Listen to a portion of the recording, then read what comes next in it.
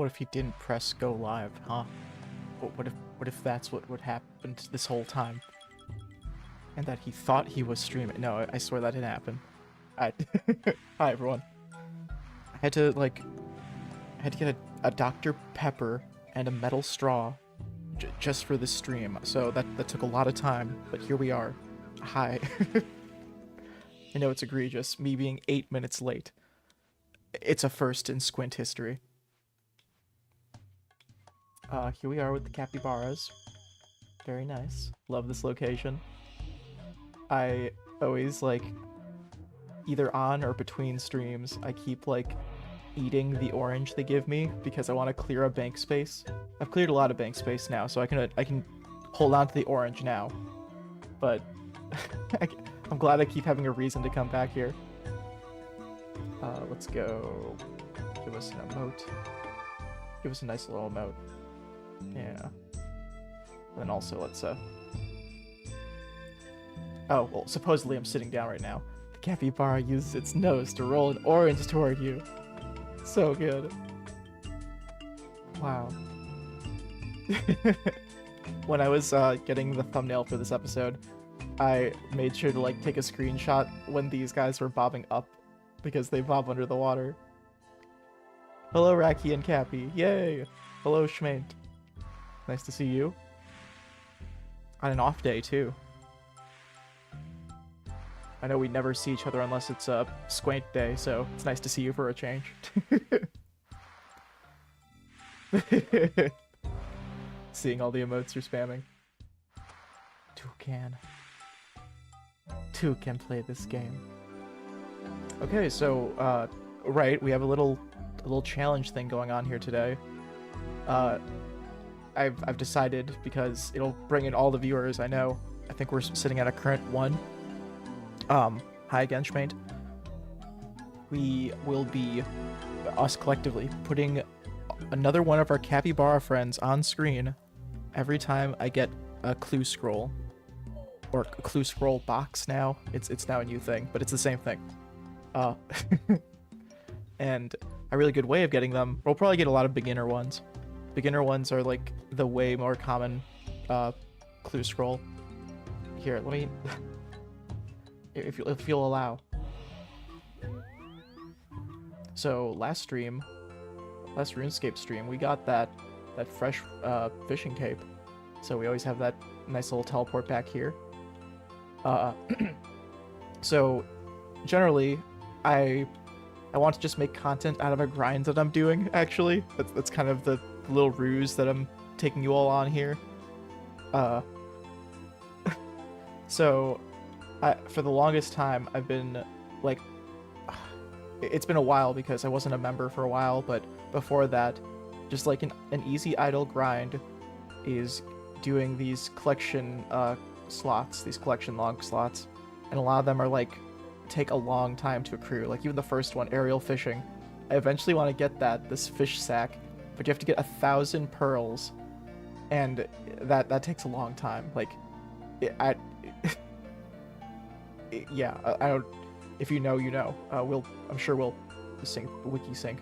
I'm sure we'll do some of that actually today too. That'd be a great way to farm some clue scrolls. 1,000 Capy later, yes. Actually, yeah, that's another good place that I can do this grind that I want. But yeah, so these, but specifically here, I've been looking for this thing called the Big Shark, and I am way overdue. I am like, I think it's 1 in 1,000. It's so I got super lucky with the big bass. These are just like a random thing that they added to the game so you can mount it on the wall in your player-owned house. But it's just like, you know, it's on the collection slots, and I want to get those. And I've been trying to work on these, not lately, but I do a lot of things that get me crystal shards, and you need those to potentially get these 5 things. You have to like repeatedly open this chest over and over, and it's like, I think a 1 in 2,500 chance to get any of these 5 pieces. So I feel like I got really lucky getting any of them, and then I also already got a dupe, but it's fine. So yeah, these long grinds. This big bass one I got really early into the grind, and you also get that here. by harpooning these swordfish slots. Fishing places, whatever, spots. Actually have a name, spot. Let's switch to a populated world and just hang out and fish. Fishing is an easy, idle way to get a bunch of clue scrolls, and if you've hung out here, you know I like clue scroll hunting. Put away my orange. I actually I finished those last 3 master clue scrolls I was like sitting on for a while, because I had to like buy a bunch of stuff that was like, I got steps that I needed to buy things for, and it just took a while. These hides here, for example, they've had a weird like history with pricing, and they're on the up right now, so I'm glad I got a bunch of these, but I needed a handful of them for the step I was on. Okay, so yeah, some point in the stream I will open these caskets. I think that'll be fun. I imagine it will be. Nice flute music.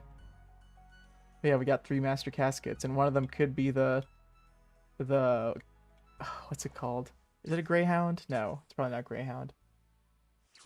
Bloodhound. It's a bloodhound pet. He's so cute. Let's look him up. Bloodhound? Yes. And no, it's not a monster. That's a blood dog, because those are in this game. Like hell dogs are, oh, hellhounds. So this is a blood dog right here. But yeah, we got bloodhound. He's so cute, and you know he's a 1 in 1,000 chance. That's nothing, right? Yeah. Oh, I've already stopped fishing. When I was streaming this with Maple over Discord, friend of the chat Maple, well known love, let's try to pick new music.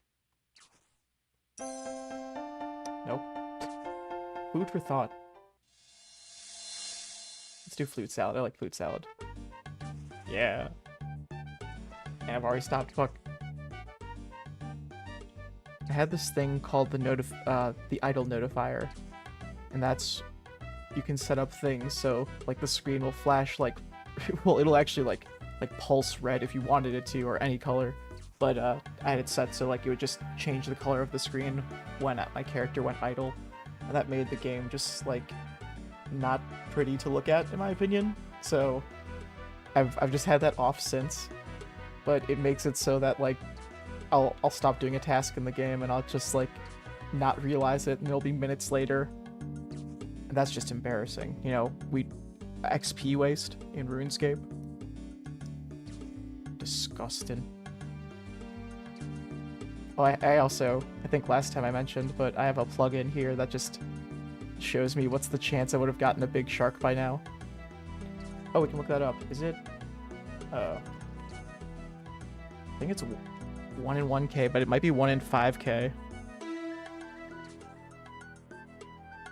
It is a 1 in 5,000 chance. Oh no. I keep like making windows, because the way the search thing does, the wiki lookup, it yeah, just to share it easily, I keep having to like pop out the tab it's making. I'm sure that won't affect performance of a stream.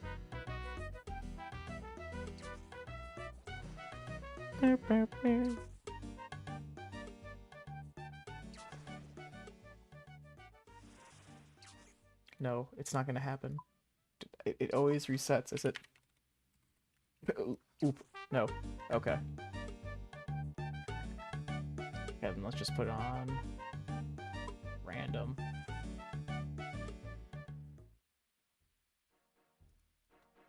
Oh, wait, we already got one. I knew it. I knew it. See?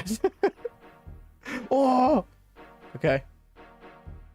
We got our first clue scroll at 10 minutes in. Holy shit.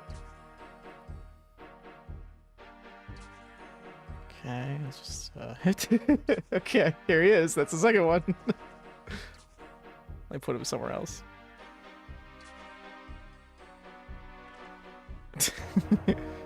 He can hang out down here.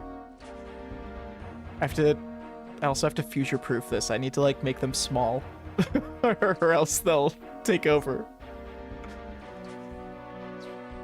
There we go. It's so stoic.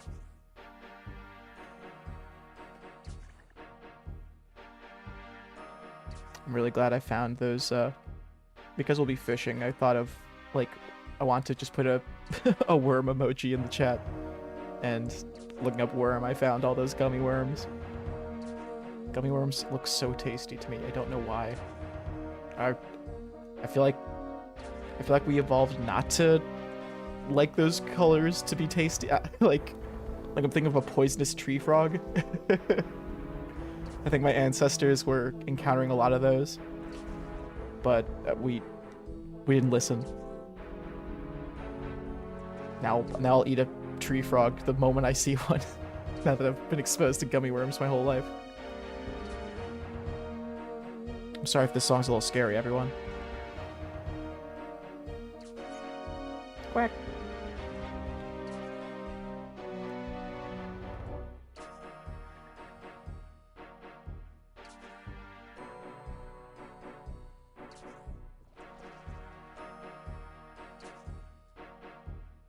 It's really going at it.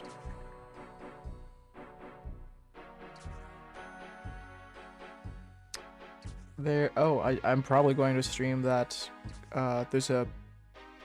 RuneScape does these things called leagues, where for a limited time they'll have like separate server worlds where experience rates are boosted, and there's like big rewards. You get like these relics, they're usually called, that affect your gameplay and make it like you can do like a ton of cool shit. So they don't have a league happening this year, but they have a thing called a grid mode, I think it's called. It's like based off of a challenge that's been around on YouTube or something, but essentially it's bingo. It's like a bingo board of tasks to complete. And so that'll be fun. We get to get all the dopamine of all those big numbers. I think that'll be a fun thing to stream, potentially on day one. I don't usually do leagues day one, even though I tell myself I will, but things usually get in the way. So we'll try for Gridmaster. Gridmaster, I think that's what it's called, not Grid Mode.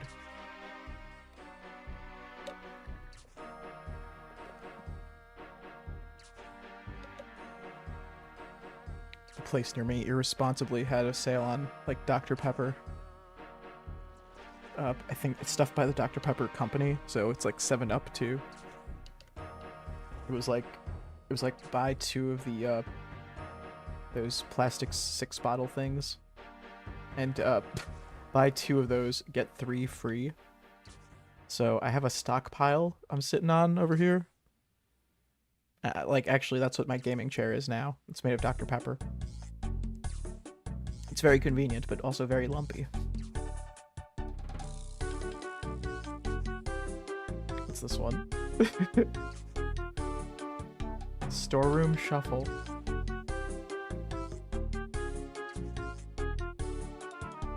By the end of this stream, we'll have gotten through all of these songs. So stay tuned if you want to hear every single Runescape. God, how long would that take?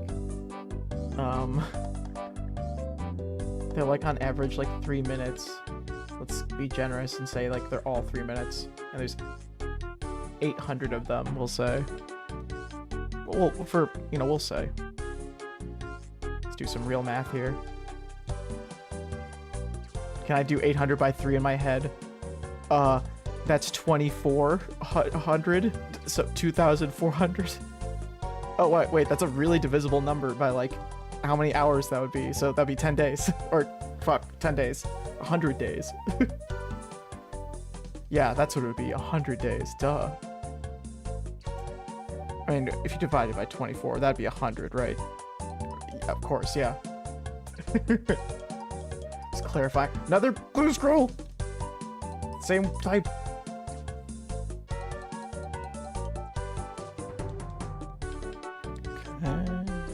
Okay. Let's go! Another capybara. He's so... Yep, that's a future-proof size right there.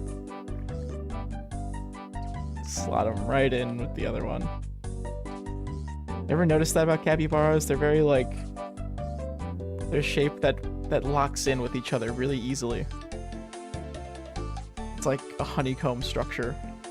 Nature designed them to take up the most amount of rodent in the least amount of space.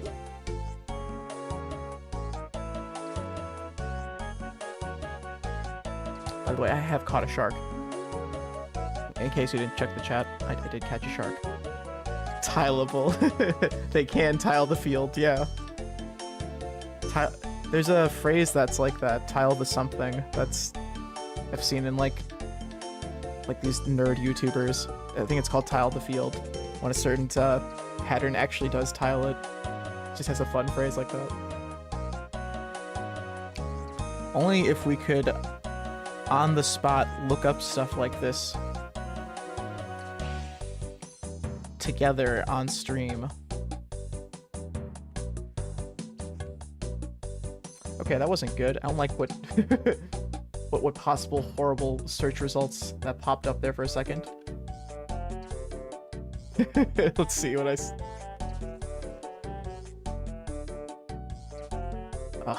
incriminating, very incriminating stuff popped up, folks. I'm sorry to say, I've been doxxed.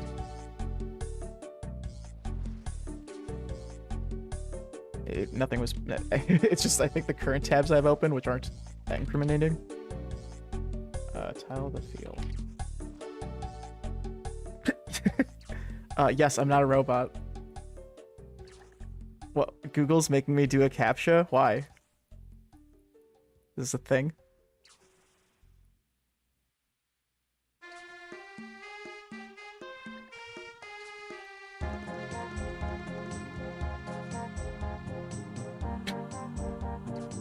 Google is very sus of me right now.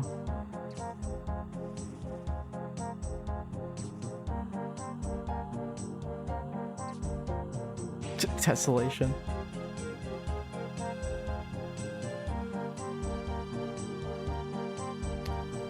Guys, don't worry, I'm learning about tessellation. Wow.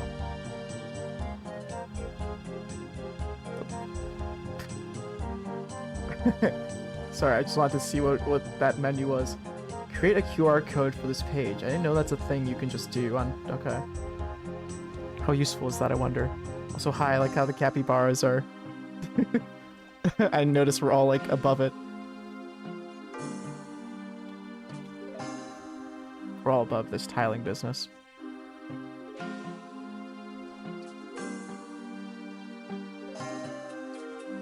Air dimensions. Let's just go on a wiki dive while we're just here. Ah, yes, yes.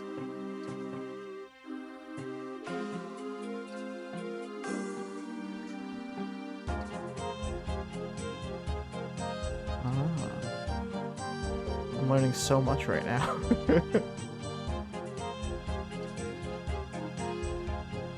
I think it was from a Veritasium video about this, and it looked a lot like this type of tiling. That's when he said that phrase. I'm sure I'll stream again someday so I can report back about the tiling thing.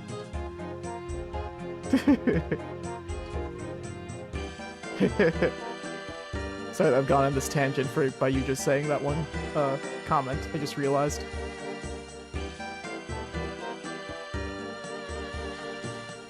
I mean, that wasn't too different from what we're looking at here. Just this looks very similar, very polygonal.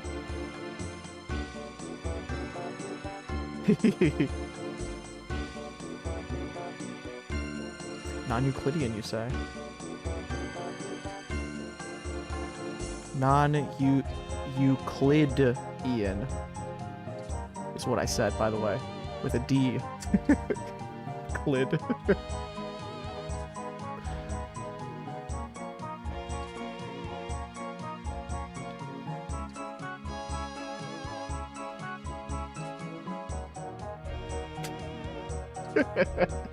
Okay. I feel like Wikipedia is like the safest place I could search something, so I could, if I ever want to bring up something, I just search it through Wikipedia. Something about FNAF. Concept where Five Nights at Freddy's stemmed from a negative reception of Oh, that adds up with all the stuff I've been seeing lately. People have been on Twitter like posting his Cawthorn's like previous work stuff, and I don't know why. Like, just a trend started. Where a bunch of people were like, "Oh, this would have popped off if he wasn't weird, and if people didn't hate him or didn't give him a chance back then." I don't know. We're done with this subject. We're done with FNAF.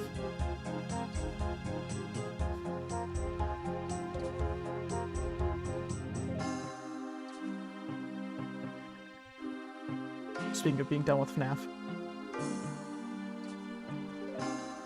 Cats a scroll equals Capy to me. Okay, okay. You're right, you're right.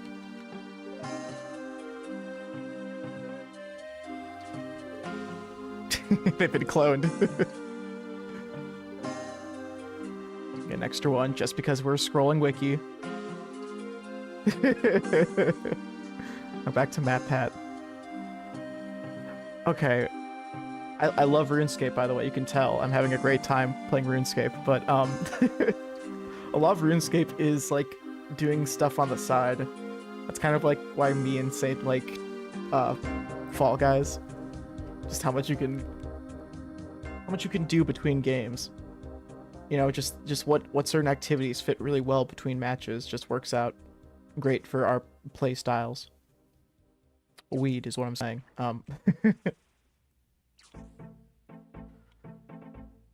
You know, I'm fishing here now.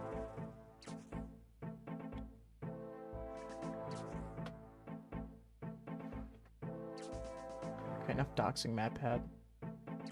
Oh, the game I was gonna say though is I like you too weird. Sorry, this is distracting. I like the game that's the wiki. What's that wiki game? Like Wiki Race, I think. Where you're trying to connect yourself to a different page. Actually, as a person who's obsessed with Wikipedia, as you, my stream has just been tainted.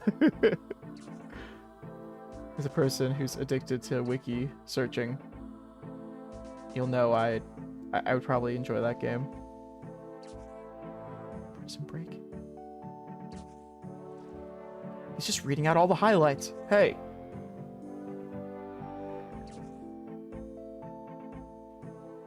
During the 2010s, the ability for YouTubers to achieve wealth and fame due to success on the platform increased dramatically. In December 2010, Business Insider estimated that the highest earner on YouTube during the previous year was Dane. Okay. Creator of The Annoying Orange. With an annual income of that much. Oh my god. Annoying Orange was the biggest thing in 2010. It's true. Wow. It's amazing how I can have a conversation with myself reading Wikipedia. We got another clue scroll. Just noticed we got another clue scroll. Let's go. Saw me nudge the capybara that I'm gonna clone. He's mitosis. Another. Wow. My army grows. Does him scrolling to the side count as another scroll?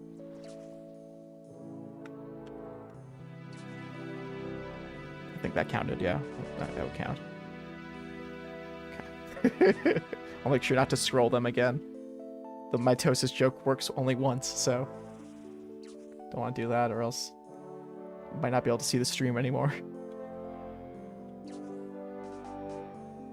Like how only 3 of these were for the original purpose.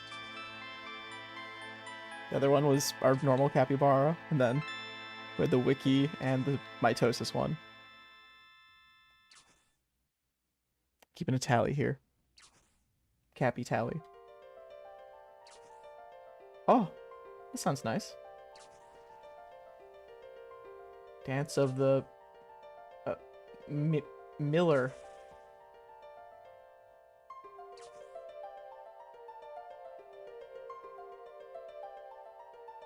Trying to find it because I want to inspect it and see what's the clue. What did I do to unlock this? Sounds elven. Yeah, in Prifdinus.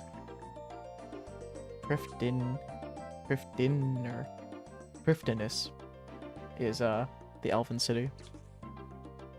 Oh dang it! Hot dang it! Forgot to empty out my fish barrel.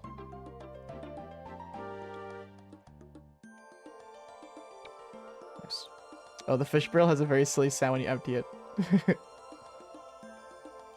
Oh, it's not full anymore. You might have heard it though.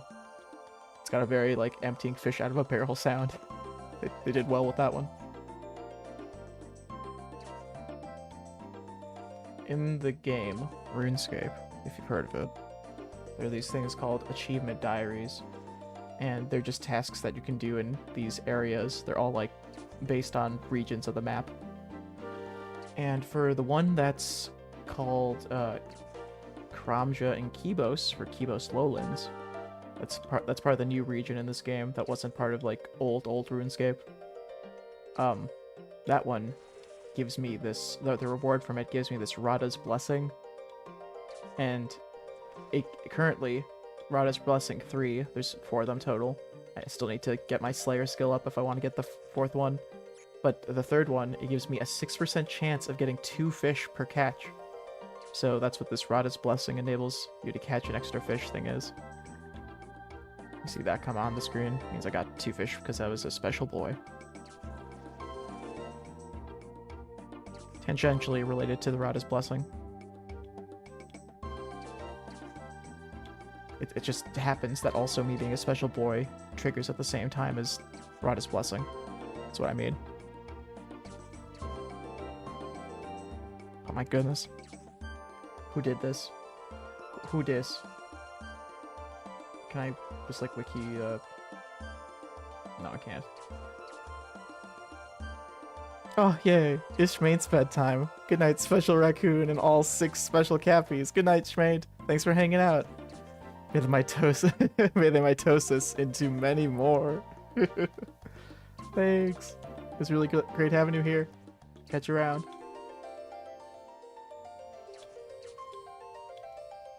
The viewers might not know, but me and Schmate do tend to hang out off Squint cast hours too, so it's very likely I'll say hi to them and hang out with them tomorrow as well. I can deal with with, you know, them going to bed. It's fine. I can last. I can I can last without my co-host for a second. I could do this.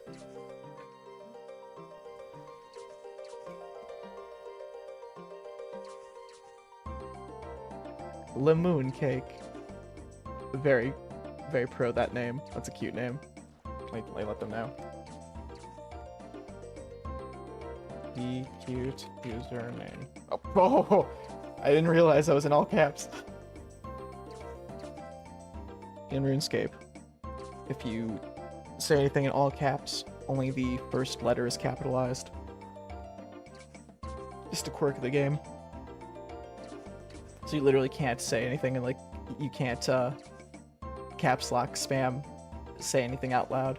You can like put spaces in between each of the letters, betwixt each letter, and it'll, you know, keep that they're all capitalized. Lemon cake.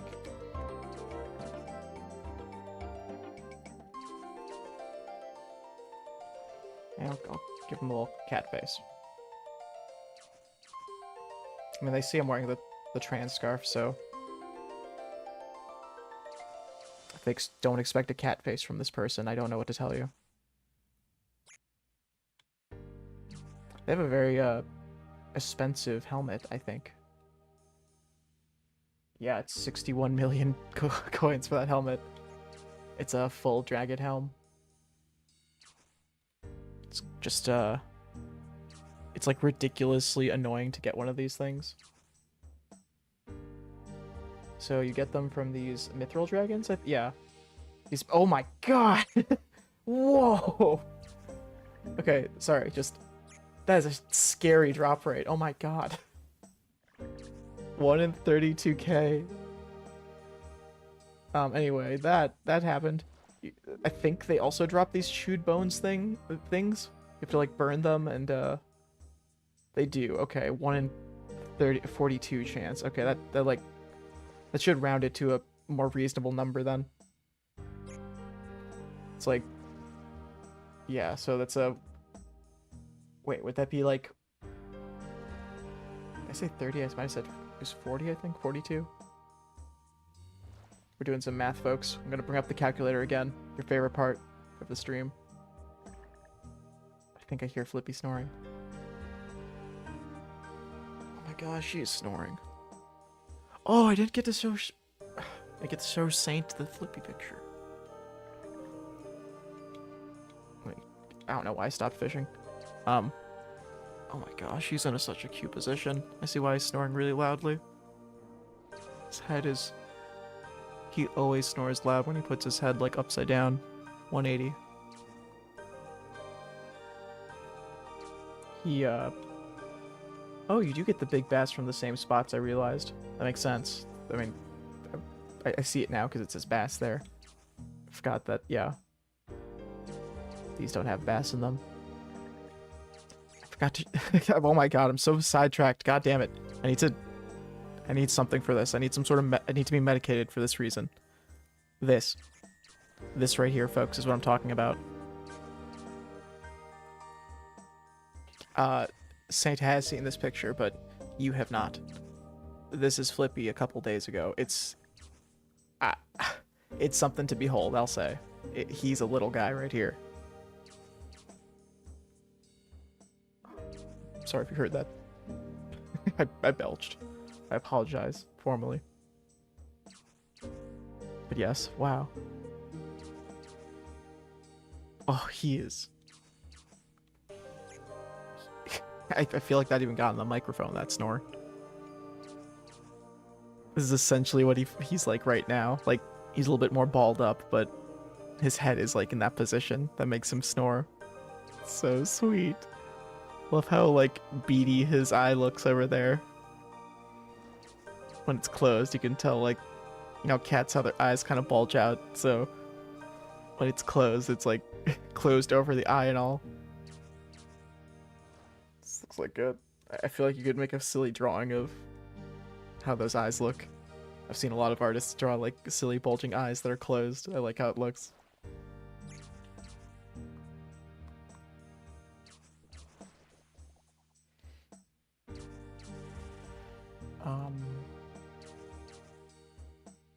Dang it, I was sorry, I'm having a hard time. So, mithril dragons is what I keep meaning to press. Gosh, okay. So yes, 32. Let's be generous. Say 43. Fuck. 42. Okay. These numbers are meaningless.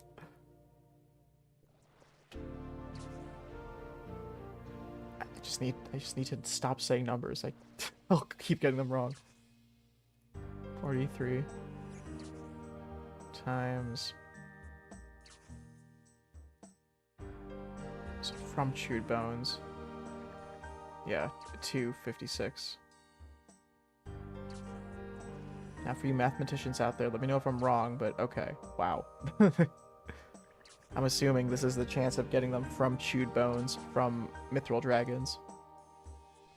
1 in that many, it seems. I think that's how you do that, if you multiply them together like that. But that is somehow less than their base drop rate. That's somehow like 3 times better. Wow. That is a lot. It probably equals out to being exactly 3 times, if I were to guess. They did their math right, unlike me, who definitely didn't.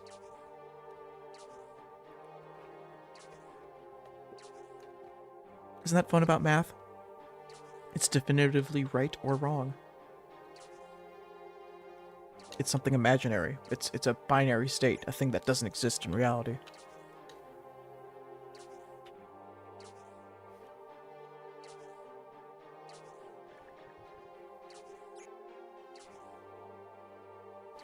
Like how computers do the 1 or the 0.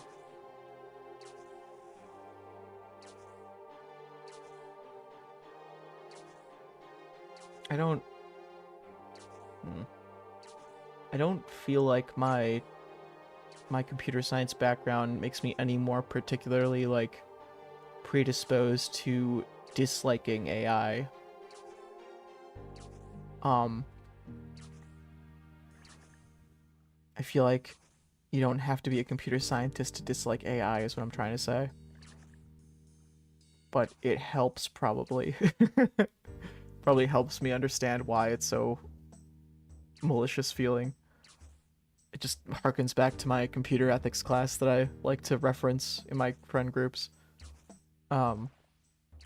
In my like second to last year of college, at some point during our computer science course, you have to take a computer science ethics class, and for the most part, that's just them like assigning us horror fiction, horror sci-fi, where it's like stories about like, you know, ethically if you made like a time machine, what's the ethical thing to do about that or whatever. Like not like like actually though, but it's supposed to be symbolic. It's supposed to, I mean, you can clearly tell I absorbed a lot from this class, but generally they made us watch like Black Mirror episodes and read short stories to tell us like, okay, so why was it unethical that this scientist, you know, made an evil device that tortured someone? It's like, oh, well, it's gonna be fun to respond to that in an essay format. It's just like, you know, they want to expose us to this stuff just in case you didn't have a Netflix subscription. Because if you weren't, they assumed we'd make something horrible and evil with computer science. And little do they know, a few of us kind of still did. It was a valiant effort, and I appreciate the effort. It meant it meant I got a credit for a class that was like once a week and either a pass or fail, so I appreciated it. But I mean, now we're here and we're all like upset. It's been 5 years since I got out of that gig known as passing college, getting a college degree. I hope Lamoon Cake sees my message. I'm kind of embarrassed, you know. I was trying to start something up with them. I would hope they'd say Raccoon Party was cute, but you know, now I was just fishing for a compliment. You know what can I say? It's not the only thing I'm fishing for today, though. As you can see by my multiple capybaras I'm gesturing to with my hand.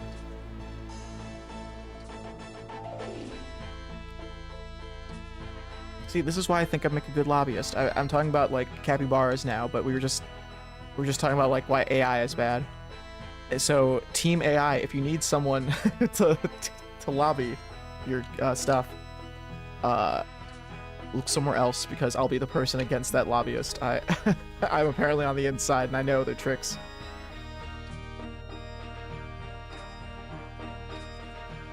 Yeah, I don't know. Makes me feel weird. It's really a bad idea to give the AI this public record of me saying AI is weird, right? Like they'll basilisk me into a bad place, I'm sure. That's the verb.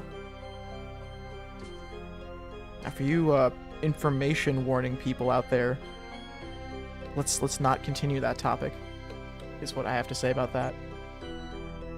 I think that's a genre of like horror called information warning. You're supposed to like just knowing about it makes it all the worse.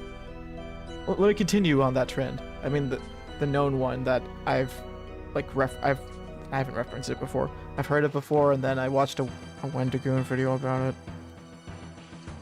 it. The Yellow King, I think it's called, which I think is like a very clever topic for how old that story supposedly is. Yeah, that's there's two things I won't talk about: politics and creepypastas, because they're scary and they'll make you scared. They'll make you scared.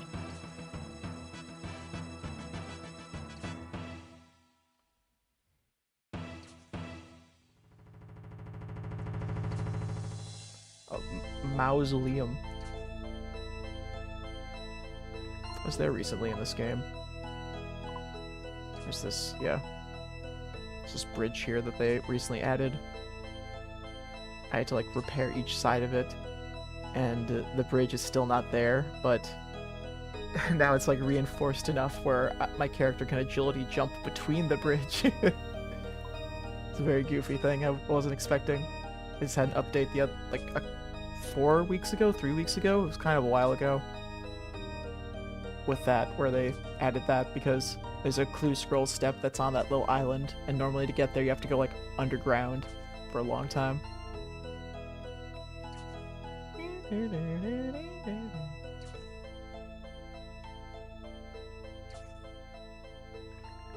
I want to look at that Priff song, who made it, but now I don't care, so it's fine. That is a thing I cared about at one point. Just bookending that one.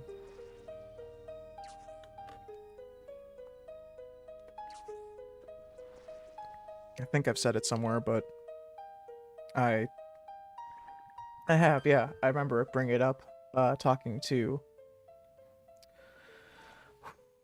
Xenon, the dragon. I think that's who it was in the chat.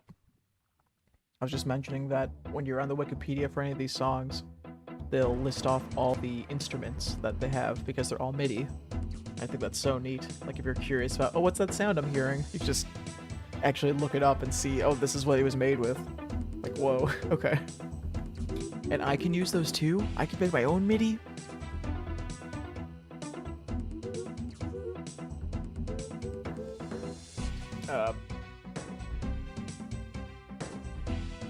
Okay, chat, we're looking something up.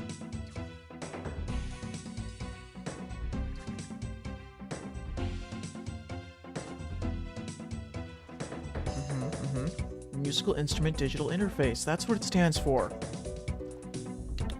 Okay.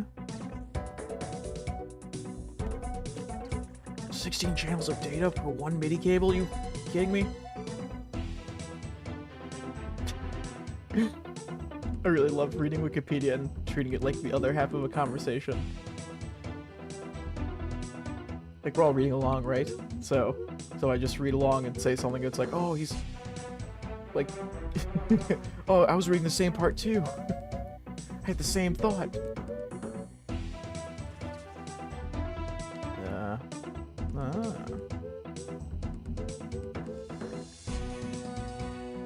No standards. Non-standardized. We'll do these clue scrolls, by the way, when they pile up. The max I can hold is 5. What's my position on the leaderboards? How are my stocks doing today? I am...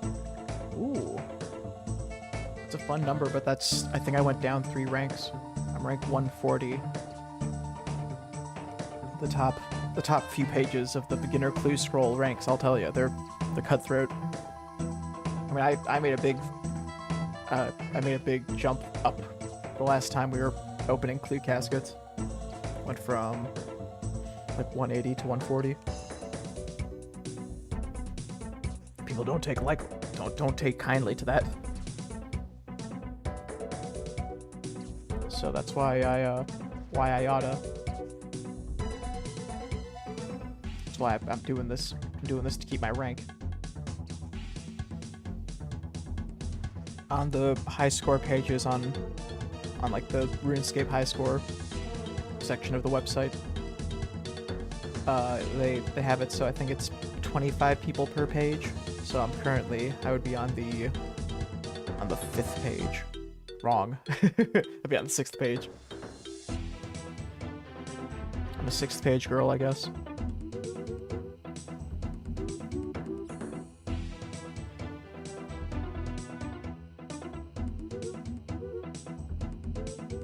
Is this really the fastest I can fish these? Like, I have all the boosts right now, I'm max fishing, so do I only get like 160 an hour? Maybe it's like 200 more? Or like... it's like money making. They usually tell you how many you catch. Catching sharks. With shark lure, oh yeah, you get a bunch more, and it is more profitable. You have to spend money to make money there. Shark lure is like expensive bait, but you get more sharks. 160, yeah, wow. You're only expected to get like 160. Huh. Best place fishing guild. Visible, 6, yeah, 7, uh-huh.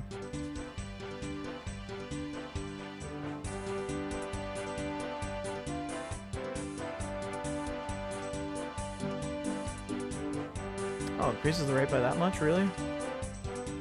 Crystal, I mean, it's only by 12.5% more. It's really not too many. That would be like 20 more sharks. Sorry, I'm talking about this crystal harpoon.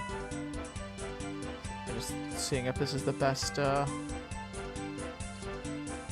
It's great for acquiring raw sharks while also being relatively AFK. Yeah, that makes sense.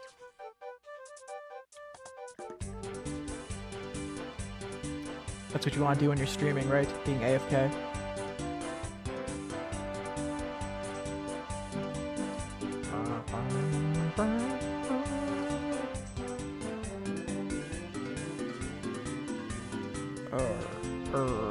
Okay. Just checking my stream health. Wait, let me just check my pulse also. Just check my bloodstream self. Uh-oh, that didn't sound good. It's like, okay, what's this song? I want to know what that instrument is called. The one where you're like raking over something. It's like a washboard, essentially. It's like, I thought that was my pulse sound for a second. You do not want your pulse to sound like a washboard.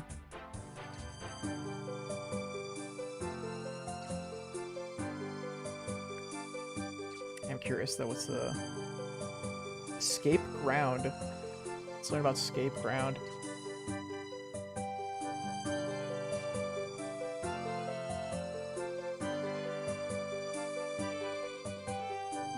Oh, the farming skill. Wow, that was a while ago. Try custom percussion, maybe? Just love tubular bells.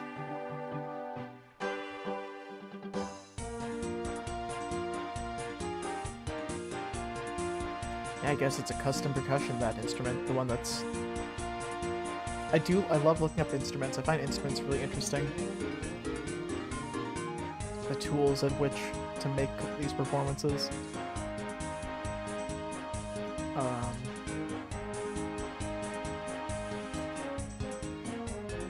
what are those things called? It's like a croaking frog percussion.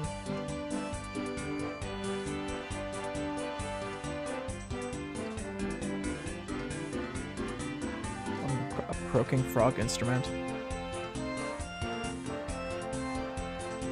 Gyro?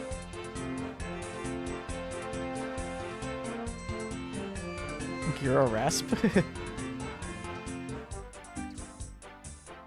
Gyro Rasp? Like it's I see a thing here called Guiro. Oh. It's okay, I see. It's a people from the Caribbean. I'm looking up the wooden frog instrument, and I see that. Oh. Nope, okay, here it is. I also see a thing called... Okay, no, I thought... Wait, it might be also. Hold on. No, okay, I was confidently wrong here. This is what I was reading, but thanks, Wikipedia. Yeah, so... These people, the... Taino? I can't, but... Is this the instrument? I mean, that sounds pretty similar. No, you can't hear it, can you? Okay, sorry. That sounds pretty similar. I think that's it, yeah. Uh-huh, it looks like these. We found it, folks. We found the instrument.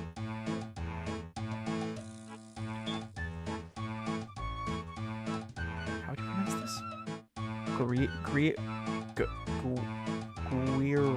Guiro?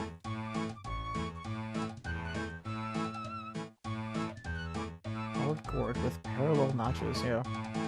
We found ourselves on Wikipedia again.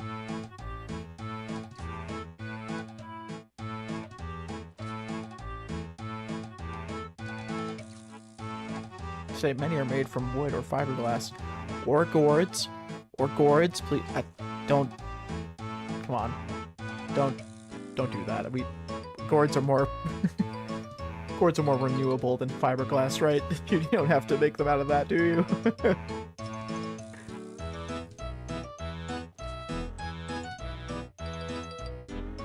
Look at all these capybaras. They're concerned about... I heard a noise. I'm concerned now. Hold on.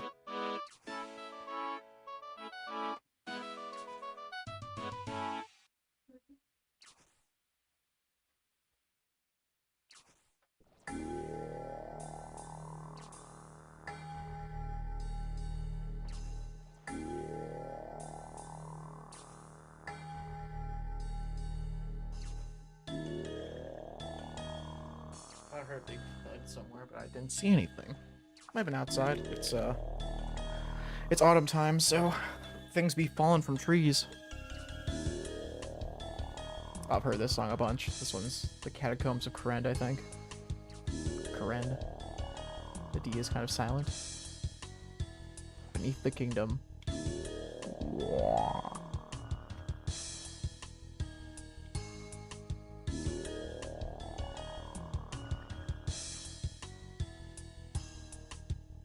Oh, I could go for one of those right now. I just thought about things that... Okay.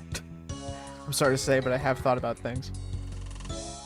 Those gummy worms in the chat made me think of sweets. And then I thought of... I have Tim Tams. They're so tasty, but they're not good for you, but they're so tasty. I got that Australian treat for the first time, and I have been enjoying them. They've easily been the best chocolate biscuit experience I've experienced. I've had a few. I've had like Goya chocolate biscuits, I think. Just different types of dry, like cookie biscuits. And yeah, Tim Tams. Tim Tams are definitely high tier. They're very dippable for sure. I could see a hot coffee going very well with them. I drank like iced coffee and had one and thought it was a good pairing. But it wasn't like, it wasn't dipping in hot chocolate, or hot chocolate, in hot drink type. Couldn't compare it to that. You just can't, I'm telling you right now. I've tried it and you can't. It's just like dipping it in water. I figured it's gonna be like it's gonna be a cold drink. You don't want to dip your chocolate in water now, do you?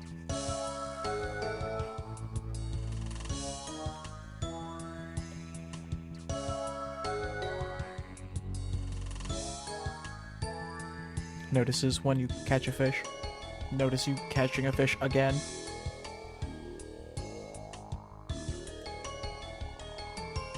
We'll have a lot more active method after this one. I've been sitting here for like an hour or so. I think at the hour mark or so, that'll be a good time to change up the fishing method. I'll derobe. No, I won't actually. I'll keep all the stuff on. I will take care of these first scrolls and then move on to the next ones. Sorry, that's not what I mean. I'll do these scrolls and then I'll change up the fishing method. We'll be doing aerial fishing, which you'll hear a lot more clicks from that one, I'll tell you.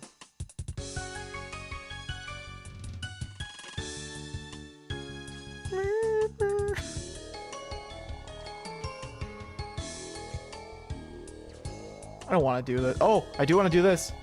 Sorry. Just, yep.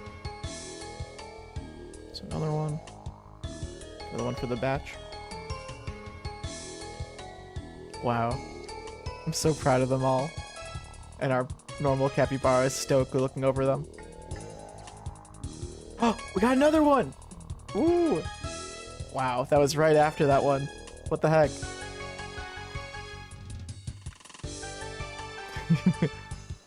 And another one.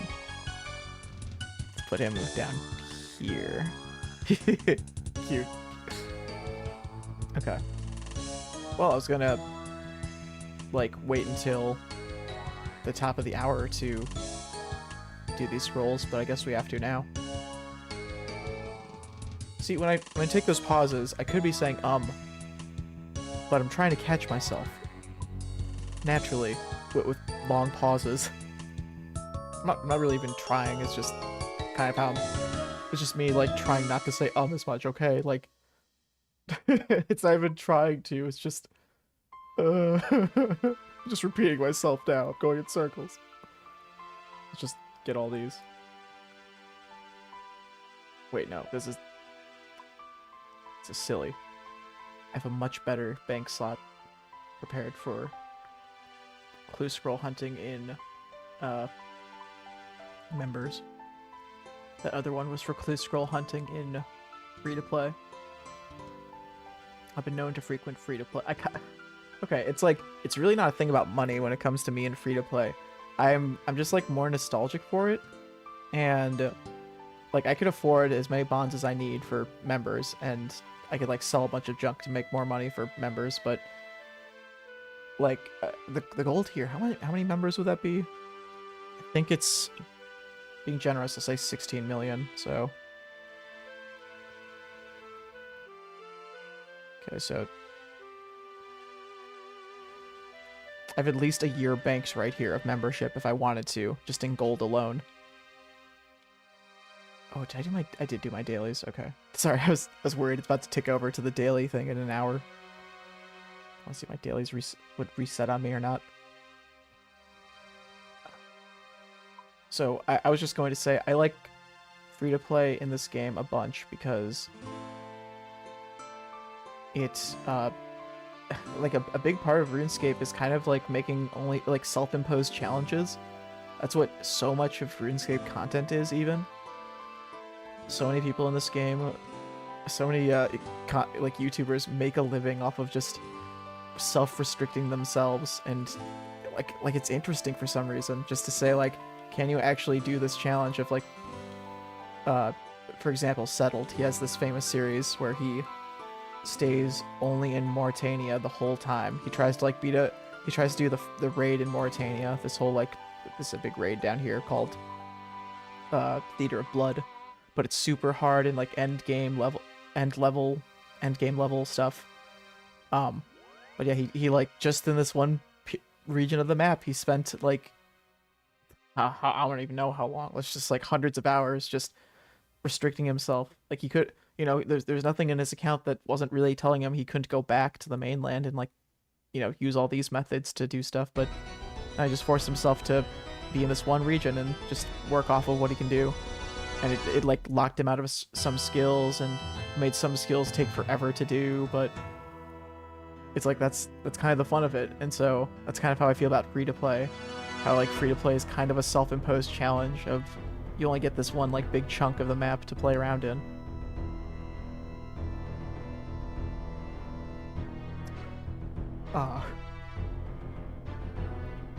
I actually forgot my train of thought of, like, where I was going with that. Like, why Self-imposed challenge. What self-imposed challenge did I put on myself besides the clue scroll hunting?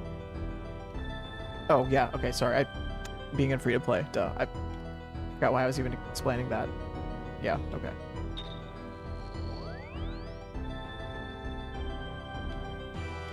Oh, good. Like that's keeping the soundtrack. It's keeping it random. Instead of going back to region. Area. Yeah, you can set up the jukebox to be like playing the area music or just whatever you want to play it. Jukebox? Did I just call it that? The music player. The Markiplier. Oh dang it, I need to drop off my stuff. I should derobe. Oh hello. Geek logs. Beep, beep. Let's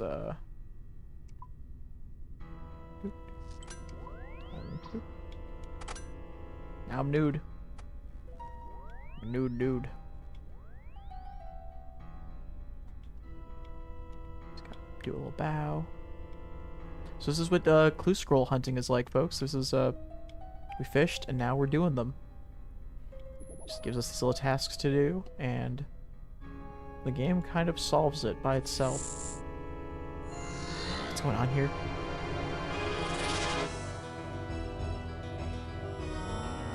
Post bet here. I don't know what's going on here. Oh, this is actually a betting bot. Wow. Okay, I was kind of confused what I was reading in the chat. There was someone just trying to like recruit people to their clan or something, but no, it's just an actual bot. Might as well do a public service. Port. We're botting. Goodbye. I hope Hate the Great is doing well. Hope they're not gambling. They would not be doing well if they were, I'm sure.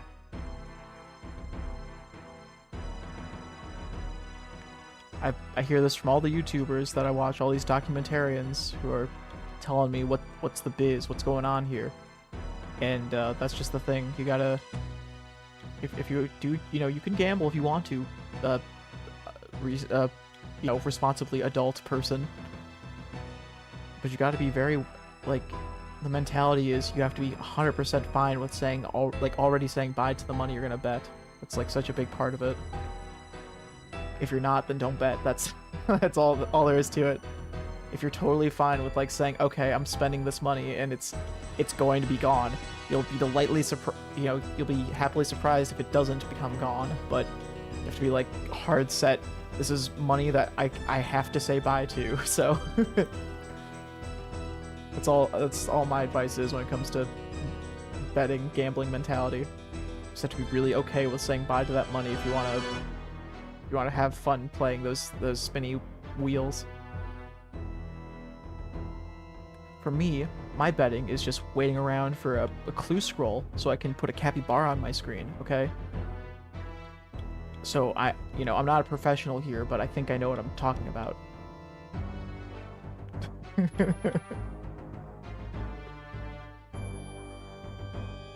Cowfield, yeah, okay. Going back. So the game really solves a lot of these steps for you. Sneaky cheeky. And it's this one is a hot and cold one with this thing called the strange device. You click on it and it tells you how warm or cold you are to a location, and there's only a few set locations, so this clue scroll helper thing in the corner here kind of just knows already like where the options are and just narrows it down. Coos, so many coos. Hairy coos. There's yeks in this game, which are pretty close to hairy coos. Known as Highland coos. Moo, moo, moo.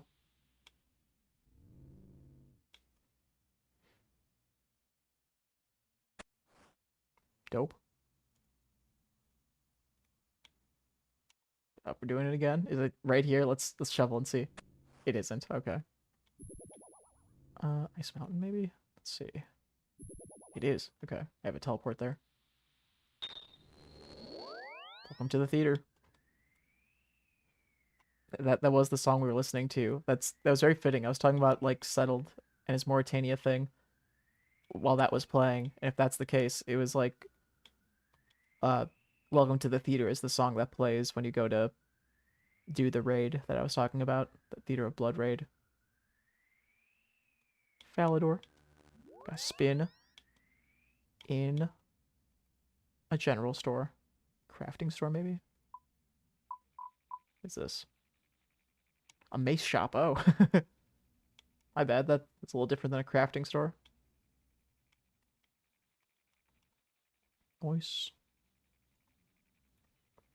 We'll probably do an opening at the end.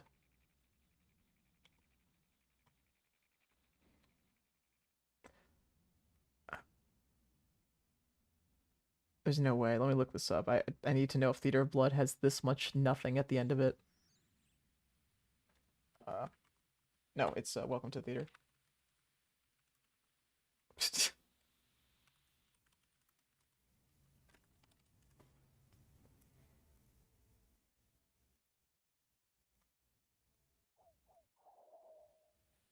No, it shouldn't end right there. What? Okay, just the random.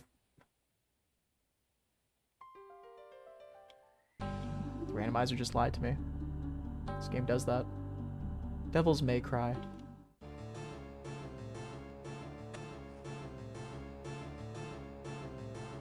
Hans.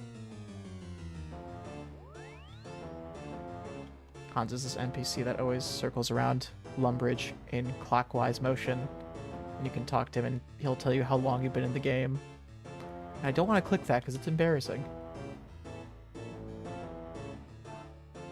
He tells you, like, how many hours you played in the game since you stepped onto Gillenor's shores or whatever.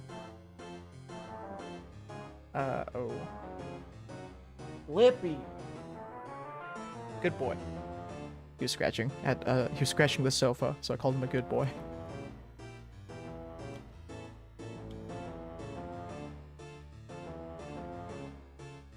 I think the best way to get there.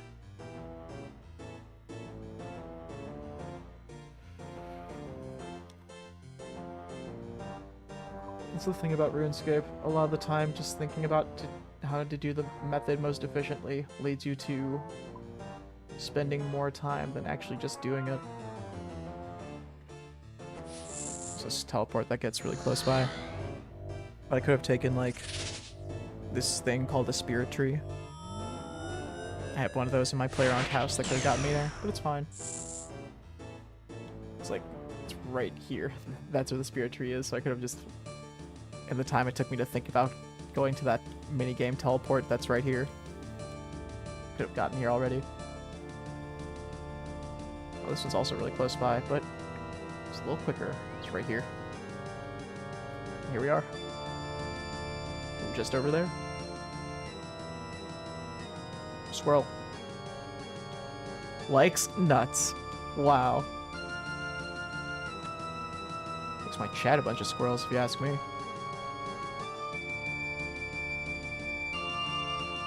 I'll tell you what, and if you ask me, I will never retire those. I hope you know I'm just getting more emboldened saying them over time. The older I get, the more I'll say them, more likely I'll say them. Also, yeah, I fucked up my bank slots here. Sorry to hear that my slots got fucked up.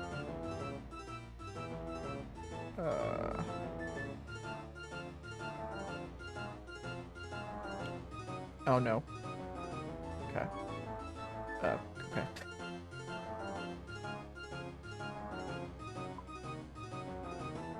Suppose I'm here somewhere. Sure. Good. Okay. Wow, 19 of them stacked up.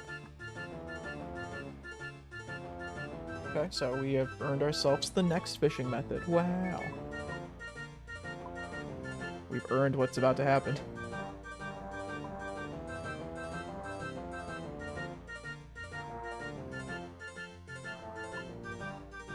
As for this one, we don't get to have any Any fun accessories in our hand slots? In our glove or weapon or shield slots. We can keep those open. The fishing cape really won't help me here. I was going to wear it for like aesthetic reasons, but the farming cape actually is more helpful. It's a teleport to where we need to be. Oh yeah, so these are the mulch pearls that we need to collect. If we get lucky, we might catch a golden trulch or a giant one. Let's see what they're called. Golden trench. Okay, so these things. I've gotten lucky and gotten 2 of them, but they're also super rare drops from this fishing method. But any duplicates that I get of them, I can even trade in the one I still have, but it's a fun little weapon that you can carry around and whack people with a giant fish. It can be exchanged for 100 pearls, which is so worth it. It takes forever to get pearls in this game, so like you can collect them if you want, but any one I get that's extra from now on kind of goes in the I need pearls category. I might get an extra one to put in like my player-owned house someday, but I don't know.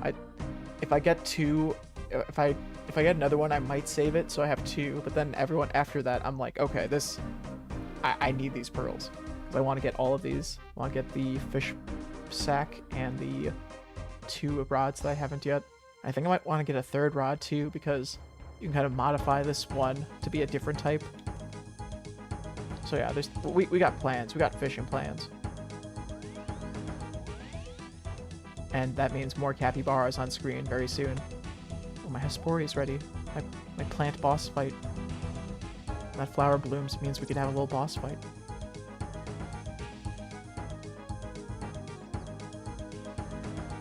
Pole cow.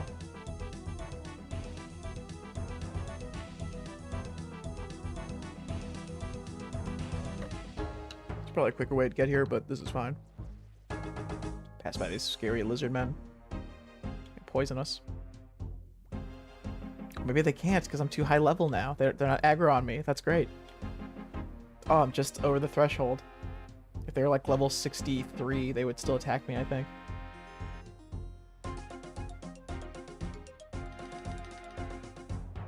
No one's here. As you can tell, I've fished here before. Made all these custom tiles. Whoa!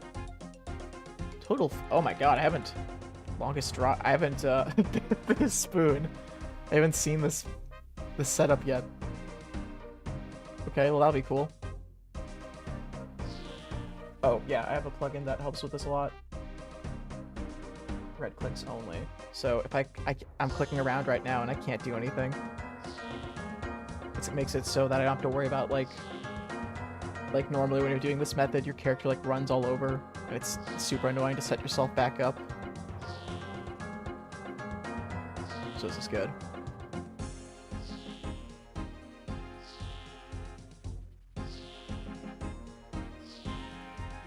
So we're just catching these fish. Every time this is aerial fishing, we have a bird that catches the fish for us.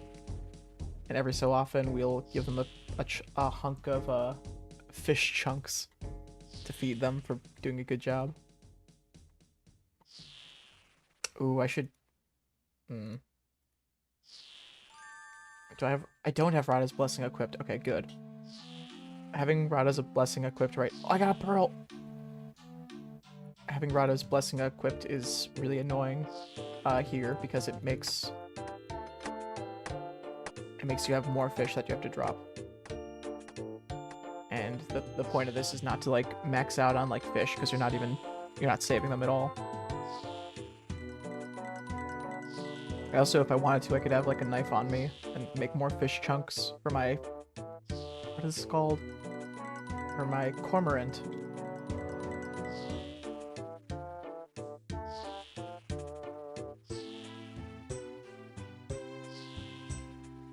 Gosh, these stats in the top are driving me crazy. Oh. It's just really funny. It's like, it's comparing what the actual like rate is that I'm getting and how often I'm getting stuff. Stats I'm not expecting. It's kind of goofy. hope that goes up. That part that's under my head that you can't see. That part says total trenches and trench chance. And so far I'm at a 0.2 chance. 0.22 chance actually. I don't recall what the chances are of getting one though. It's my lowest rewards. It's 1 in 20,000. I feel very spooned that I've gotten 2 of them. Only downside of this method is that like I'm doing this for collection stuff, but I'm already level 99 in them, so this XP is just for fun. XP isn't really getting me anywhere. I'll never have another level up in either hunting or fishing, which this skill trains both of them. This method. There's method to the mitosis.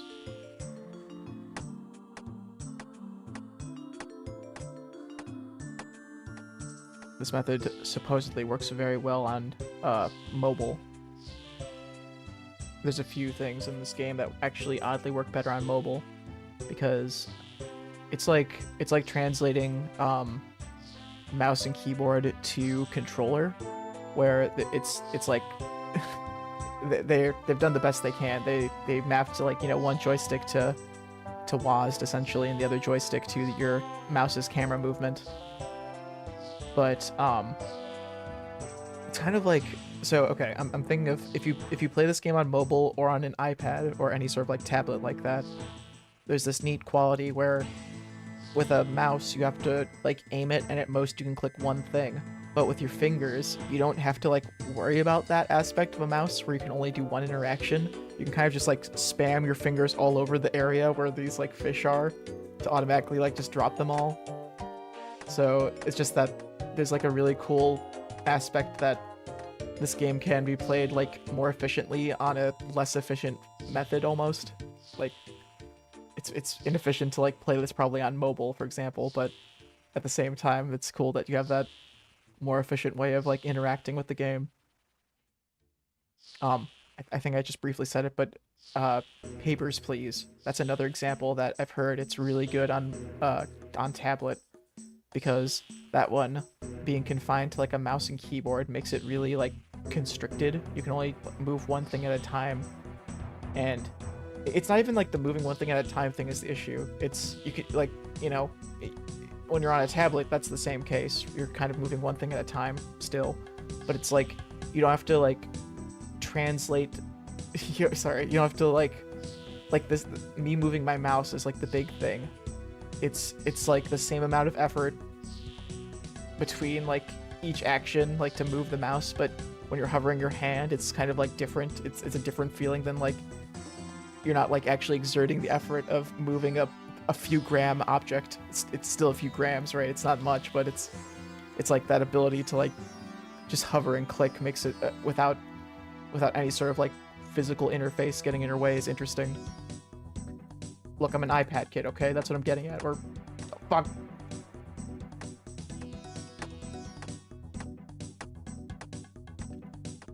See, this method is a lot less AFK. You have to really click around the whole time. It's a good training method, but it's like it literally turns your game into an iPad game for a while.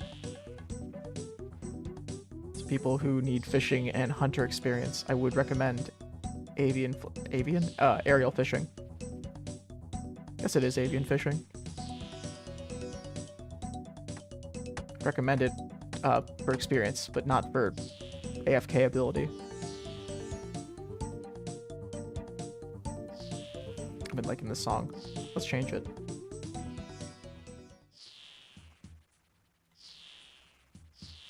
I don't like this song. Let's change it.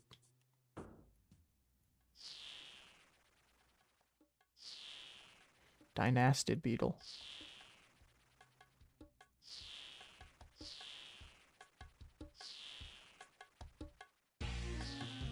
Nice.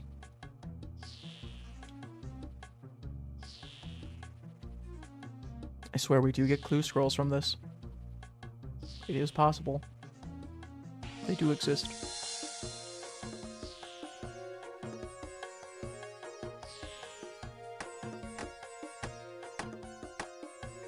remember before the clue box update, where you could like stack a bunch of clues in your inventory.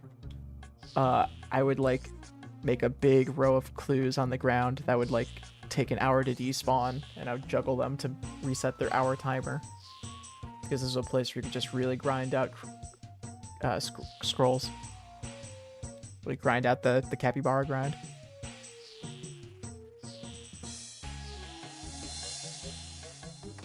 I think by the end, just for fun, I'll probably add a capybara on screen for every clue casket I have.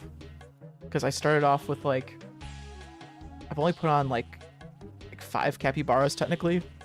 I added like 3 or 2 or 3 more because of technicalities that we were joking around with, but I think it'd be fun to just shove as many as I can on screen and have a justification for it being it'll match the amount of clue caskets I have. Yeah.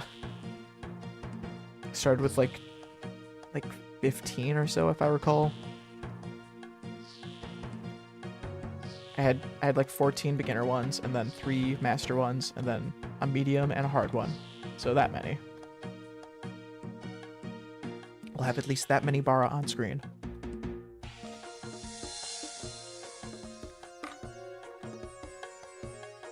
Oh.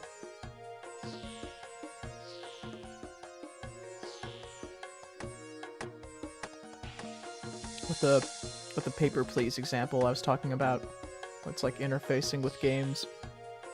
That one it would have to be through a mouse and keyboard where normally, but the iPad version's so cool because it feels a lot more. I've heard it feels a lot more like the whole interface of the game is to be like shuffling papers on a desk. So having that tactile, like with your hand, you're like dragging a paper around and like comparing the passports to what the rules are and everything. I feel like that would work so well in a touchscreen environment, oddly. Or most experiences, I would say, don't work well in a touchscreen environment. It's just cool to see ones that really do.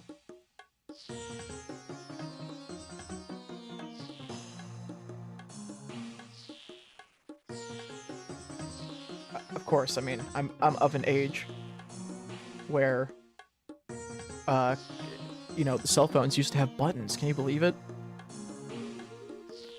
You used to have to type a number with actual little buttons on a keypad. And also, they used to have a whole ass keyboard on a phone with little buttons.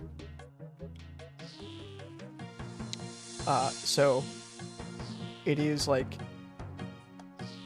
noticeable that like touchscreens haven't been a thing for a while. Is what I'm trying to get at. It is weird how that is like the dominant form of like tactability. The lack of tactile feedback is like the baseline now for interacting with things on the internet.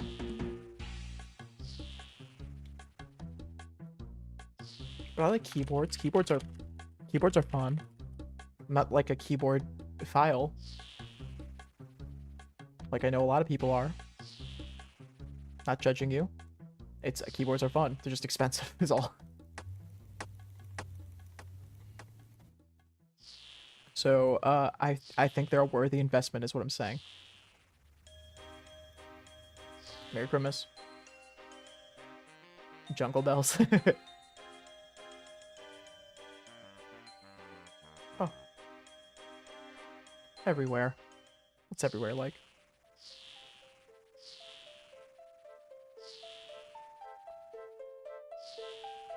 I will forget RuneScape titles. So if I've excitedly searched for the song Everywhere before, I don't recall if I've heard it before. I mean, I literally have, I guess, because it's in my playlist. You don't have to listen to all the songs for them to pop up in here, but it's like very likely that you've heard it, and so that's why it's in this list.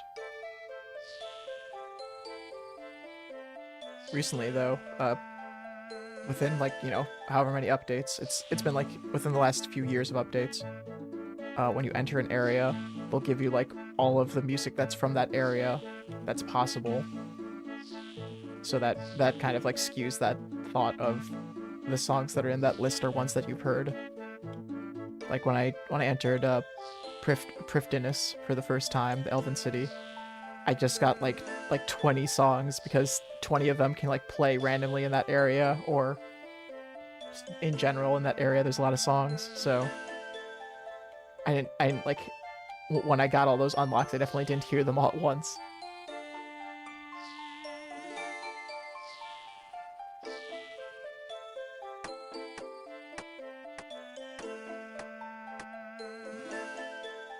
What other games do we like?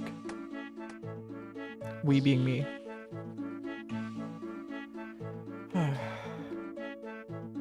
I would play other things. I'm open to suggestions. I might play other games besides RuneScape someday. Like Fall Guys. Let me do this here. Let's see this list of mine. This war of mine. I have a list here of on my phones of some of my favorite video games. Because that's always a topic when you're into VG like I am.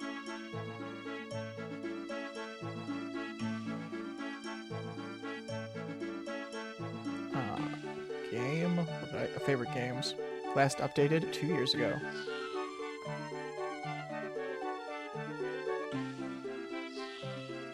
Okay. So this raccoon here, this one in the corner that's vibrating on the left of your screen, he apparently likes Animal Crossing, in parentheses GameCube, Binding of Isaac, Bloodborne, Catherine, that PS3 game by Atlas, Catherine. Cave Story, okay. Aw, Cave Story would be a good game to play. I want to play through that someday on the stream, for sure. That'd be very sweet. Cave Story is very me-coded, raccoon-coded. It's very Squint would be interested in coded. Sorry, I'm like, speaking of interfacing, I'm holding my phone while also clicking around this game. We got... Oh. He's so bored, he keeps yawning all the time on stream. We have Dark Souls, that's another one. This is in alphabetical order, it seems. No, it might be. It's the next, well, okay, so we have Dark Souls, then Darkest Dungeon, Disco Elysium, that'd be fun to play on stream. Duck Game, that's one you can't really play alone. Duck Game is more of a only couch co-op type game. Earthbound. I like Earthbound. I don't know if it'd be good for stream.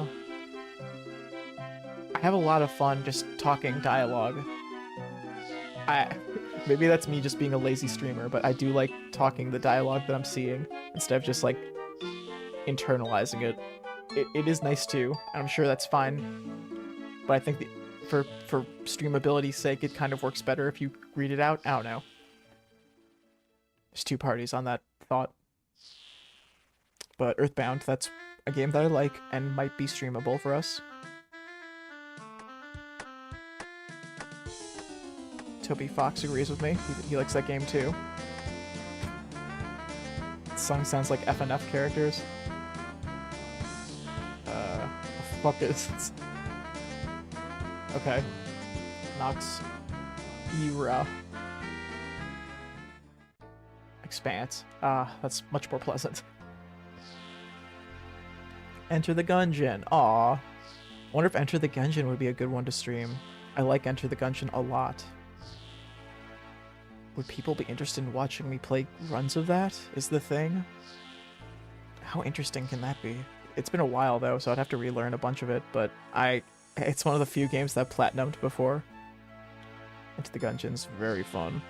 It's like Binding of Isaac if it wasn't infinitely repeatable. That's the thing about Enter the Gungeon. You kind of hit a wall at some point after you've unlocked everything. There is a lot of replayability though, and I can see myself coming back to it. I mean, it's supposed to be like Binding of Isaac, where like each run is different with the guns you get. But just something about Binding of Isaac feels like you'll never run out of new items. But if you're a hardcore player, I'm sure you have, and you know that feeling.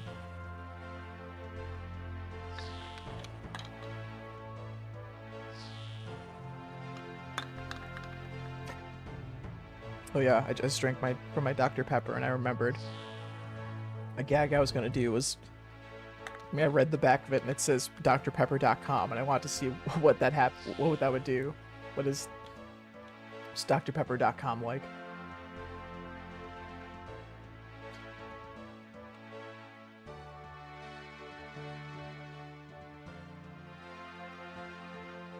Okay, this is just porn. No, it's not. It's wow.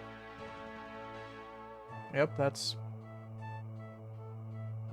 meet Doc, your new AI chief. What? Is Dr. Pepper selling me AI? What is this shit?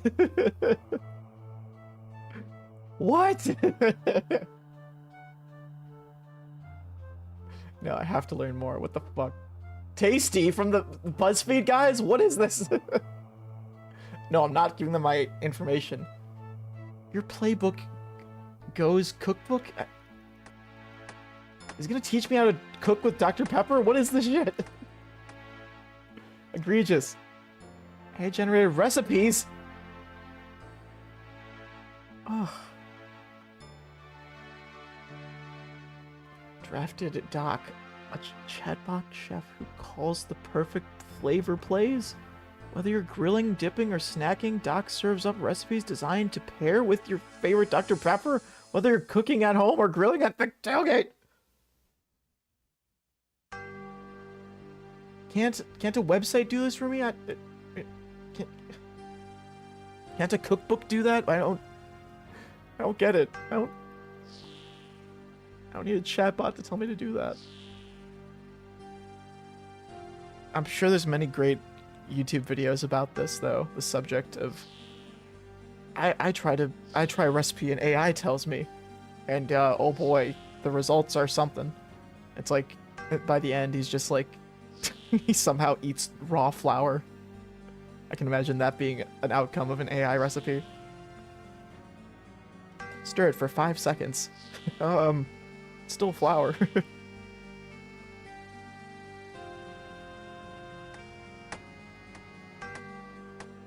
That's my roleplay with a guy who's stirring flour.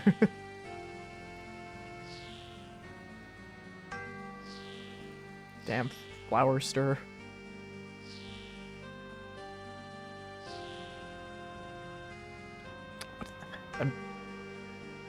I don't know. I just remembered in science class, like glass stirrers. If you know what those are, they just like, it's just a piece of glass that's designed to mix chemicals, but I don't know, they're so expendable is how I feel about them. It's so funny. Just like I don't know, I feel like in science class it was, I just like mentally remembered a demonstration of like our teacher just melting one of those on like a Bunsen burner or something. Like just taking that glass rod and just putting it on there and it just melts. I don't know. It's just I just feel like those were very expendable lab equipment, even though it's like can you like wash those off maybe? I don't know. I know glass is supposed to be very inert, so it probably like is reusable, right? I forgot if those are disposable or reusable glass stirrers. Okay, Doc from, oh my god, I should ask Doc from the Dr. Pepper. Are glass stirrers, do those pair well with Dr. Pepper?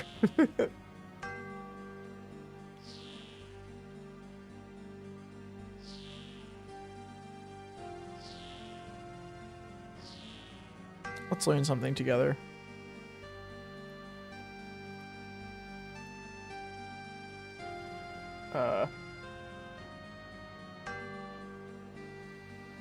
Is asking AI chat bots destroying the planet.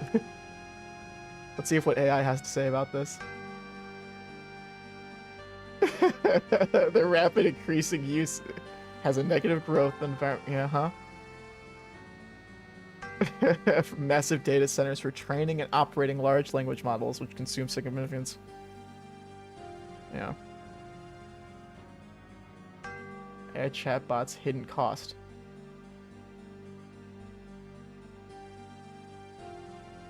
Each time you ask an AI chatbox a question. Thank you, ads. What? Oh no. Okay, good. You can't see that. Just out of frame. AI chat. Yeah, carbon footprint. Each time you ask an AI chat a question, I'm just giving you an answer. Is also using energy and producing CO2. AI models that think more emit more CO2. Synopsis. Didn't AI chatbot write the synopsis?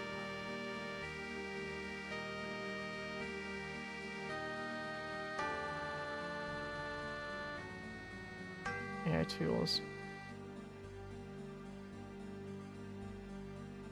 I have to go through so many ads to find any information here. Also, Mr. Beast says 14 language models.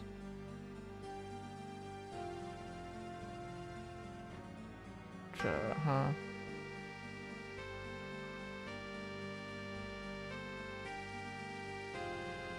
Thinking tokens.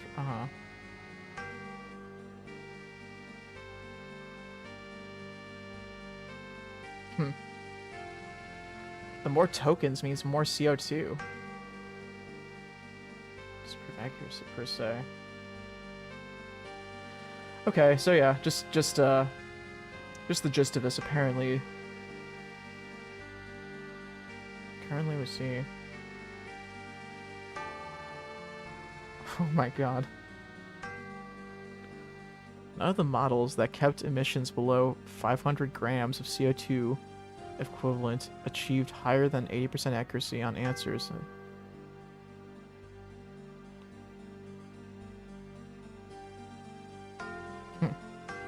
Subject matter also made a difference in CO2 emissions. Questions needed deep reasoning like abstract algebra or philosophy. Caused up to 6 times more emissions than similar subjects like high school history. Oh my goodness. How to reduce AI carbon's footprints with smarter prompts? It's my fault that they're doing this? Because my question wasn't concise enough, it's my problem.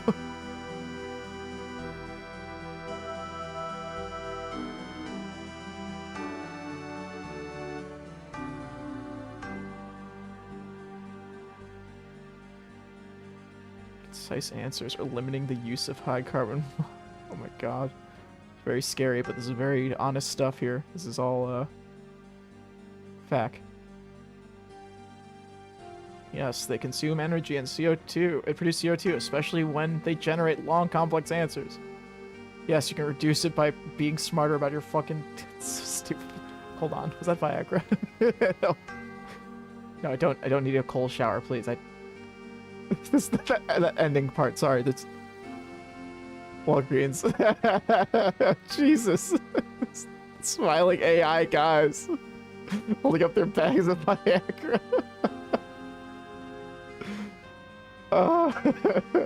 The horror. Okay, sorry, this is really sidetracked. We're supposed to be fishing. This is a bad way to get capybaras on our screen. Okay, as penance, we have to add like 2 capybaras. Because I was, again, scrolling. Get a clue, scrolling. Okay. Back to business. See, this is what RuneScape's like. You end up, like, learning about why AI is evil instead of fishing.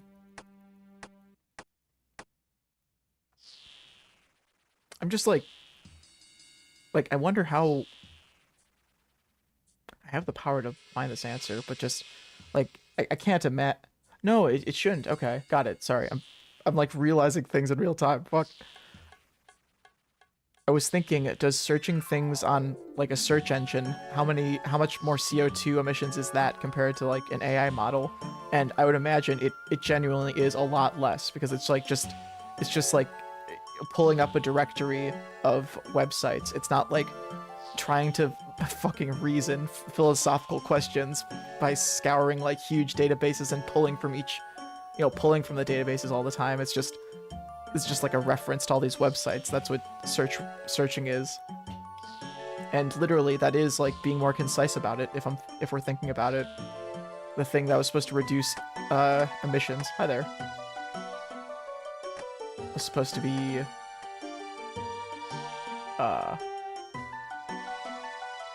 sorry, I'm distracted. Yeah, the emissions were supposed to, if we're supposed to be more concise to reduce emissions, then I suppose not even asking an AI would probably be the best option. Instead, just pulling up a directory of places you can go. Which is what searching on a search engine is. As far as I am confidently gonna say all that. This guy takes some of my fish? What is he? No, he just doesn't know. Okay. He doesn't know, chat. He's new.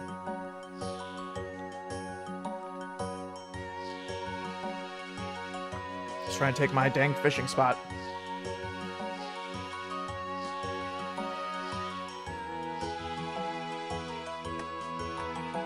After all this, we've only caught 5 pearls. We were doing a lot of scrolling, though. Oh. Have you figured it out yet? He's got like a really, he's got that hat, that helmet. It's a very powerful helmet.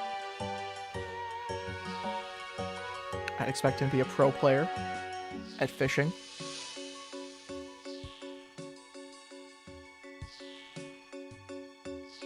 That helmet, you have to get a basilisk jaw, I think it's called. You attach it to that helmet and it makes it a lot more powerful. It's the helmet that I use the most when I'm like not slayer hunting, or not slayer slaying enemies, monsters. When I'm slaying monsters that aren't on Slayer, there we go. That's the helmet I wear. Whenever you do Slayer, you're probably going to use the Slayer helm, because that gives you a big bonus against monsters that you're on task for. What's this called again? What's he's building a box trap! This guy's wild.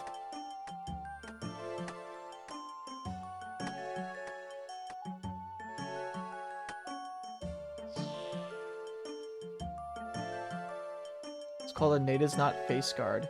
Oh, they're not too expensive. They're like 20 mil. Or 18 mil, it says on the thing I'm looking at. Compared to the whatever mil I said that other thing was earlier in the chat.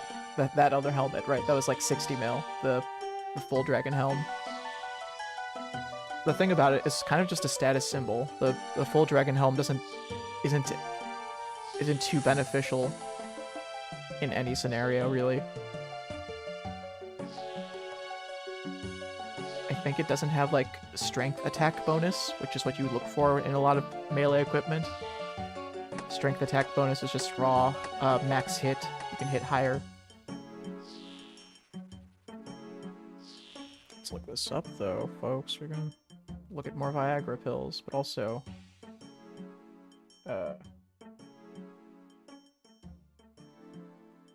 yeah. Oh, it has zero. Wow, 0 strength bonus. Aw, snap. Good, we're still here. Just the browser crashed. What else? Fuck. Please. I'm generating so much emissions by crashing every time. Yeah, the face guard's great. It has 6.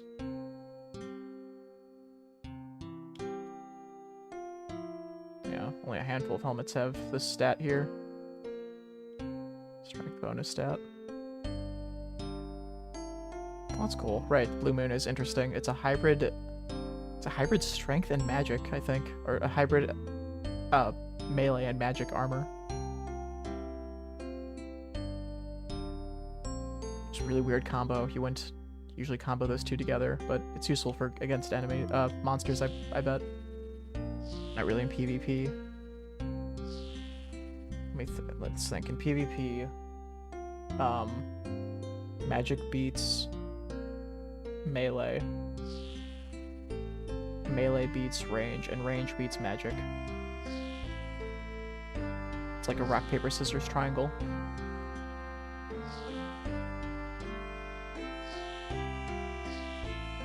So it's kind of weird to have, like, I guess, I don't know. Somewhere there, I think the logic is kind of weird there, to have it be mage melee armor. Sounds contradictory from that thing I just drew out mentally, that triangle.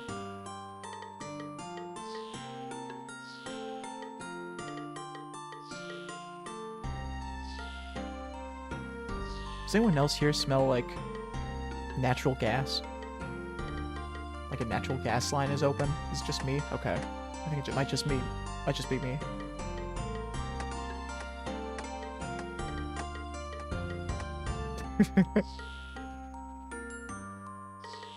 No, I'm fine. I'm fine. I did use my oven earlier, but I'm fine, I'm sure.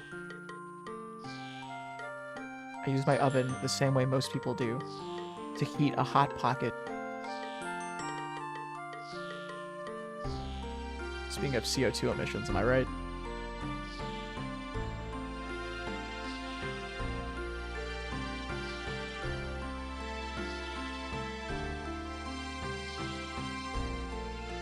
If I bought a $20 like Walmart air fryer, that'd probably be more ecological. That'd probably be better for the environment, right? I mean, I have an oven, but the air fryer. And I guess a microwave would be a microwave, or maybe a mini oven. What are those things called? Toaster ovens? I probably don't have to be making those in the oven. My Hot Pocket.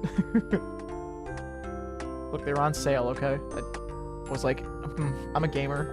I wake up and I want, like, a little gamer snack before I head up RuneScape.com. So that's my reasoning on getting some Hot Pockets. They're not really that tasty. They're like fine. It's kind of like food stuff. It's just, it's like, okay, that's kind of a flavor there at one point. But they don't really, not really that hearty. They're like, okay, we got a snack in me. It's like, this is better than a bag of chips, I guess. Like it's just eating a pizza slice that's contained, essentially. Yes, that's right. If you didn't know, Squint will explain to you what a Hot Pocket is, live on stream. Take that, chatbot AI. He probably the doc probably would say it pairs well with Dr. Pepper, though. A Hot Pocket. I don't really need to know what his taste buds think, but I know what mine think. It might agree with the real doc.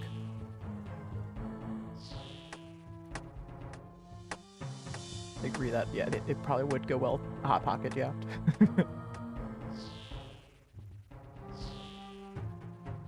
Ooh, my actual Pearl rate went up a little bit higher than the wiki rate. Wow. I think it's gonna even back out to 75 when at 75. It's been doing that. Like, I got really lucky early on.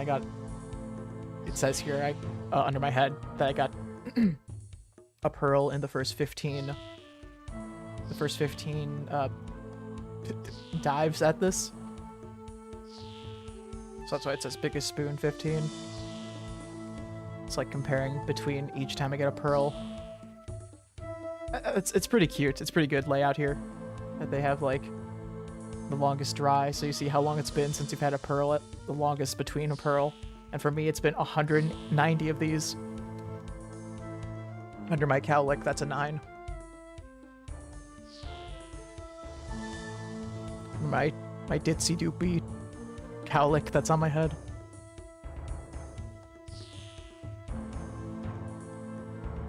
Ditsy doopy, that's a phrase, right? a bit dipsy doopy today. Oh. He might say something he regrets live on stream. He's too dipsy doopy. Take the shot. Whoa. I was not expecting this. Let's change this. The fat lady sings. Wow. I think this is probably for Theater of Blood. There's a fat lady. That's the end boss of that, so. It's fine. Verzig would have admitted too.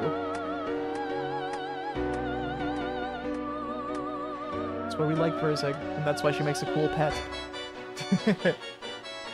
She's like this giant spider queen. In canon, I think she's full of spider eggs, like literally. She's just like this big purple lady who used to be a vampire.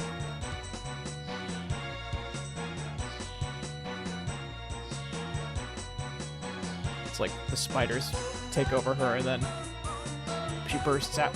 What bursts out is a big spider. Ah.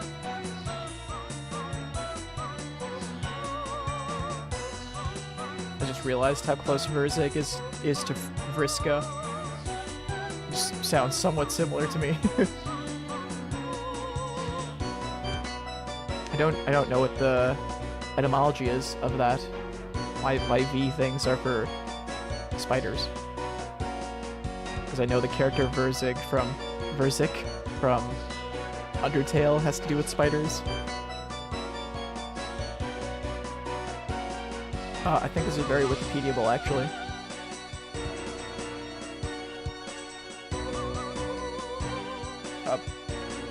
Verzig, that's not...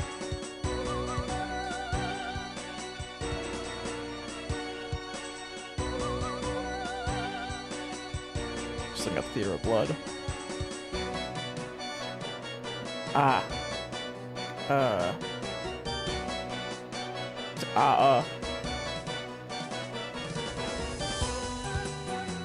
This is the lady I was talking about.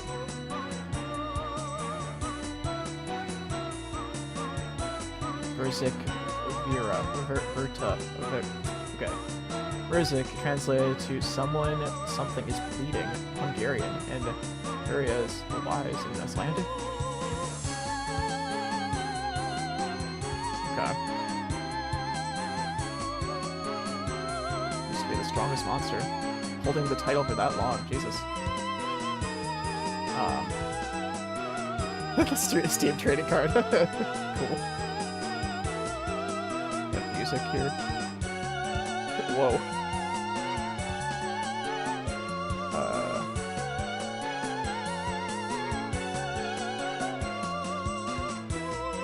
Yeah, this plays during her fight. Knew it.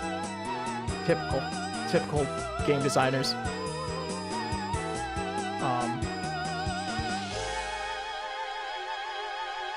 Okay, I'm making the unwise choice of looking up Vriska from Undertale, from Homestuck.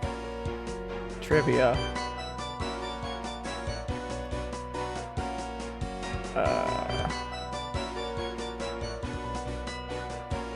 Theme song. Oh, Vriska having blue blood may be an allusion to spiders and scorpions, which have blue. Oh, which have blue blood. Okay.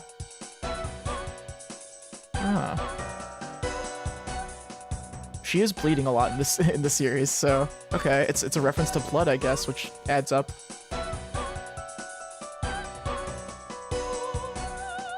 You know, I'm just gonna confidently agree with that. But that's also adding up, so it makes sense. And yeah, in Homestuck, there's like this stuff about like some trolls being royal, I guess. There's like literal, I think there's literal supremacy in Homestuck about some trolls being blue-blooded and some not, so I don't want to address that. I'm not like a huge Homestuck fan, but it was 2013 or whatever, so that was going on.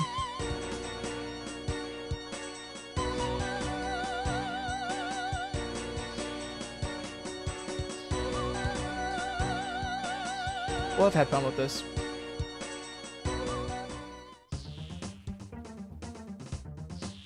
both had fun with this. Oh, I like how this one starts.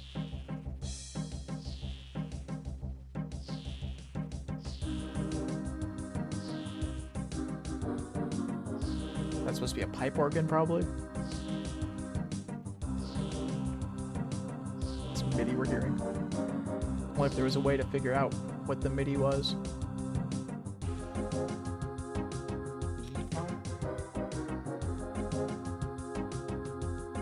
Sure. Maybe it's just French horns. Trombone.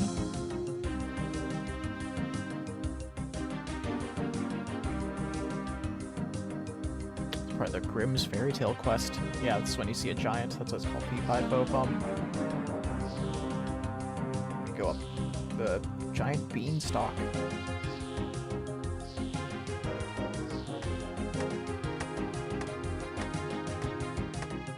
I like analogies to the golden goose. I think that's always a fun, practical use idea. Having something that makes eggs and killing it by accident. It's have something that makes golden eggs, like in Fall Guys. Oh yeah, that's something I really need to do. I really need to do it, guys. I know you out there have been wanting it, so especially the people who joined the chat to say, "Can I join game?" I need to play more Fall Guys. Want to climb those ranks again. We reached Silver Wank, and you know, it being a British game, we have to get to Gold Wank and then Superstar Wank. You know, Squint's a Superstar Wank, all right.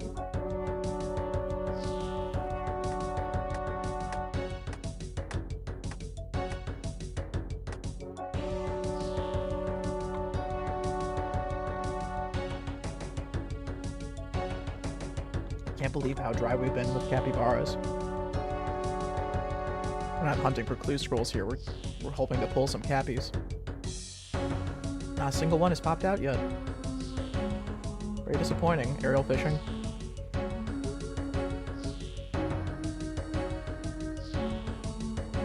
I feel like I made the point of the stream just to get clue scrolls, so I'm thinking of methods that like generate clue scrolls, but not too quickly, because there are ones that generate them even quicker that we could be trying, I guess.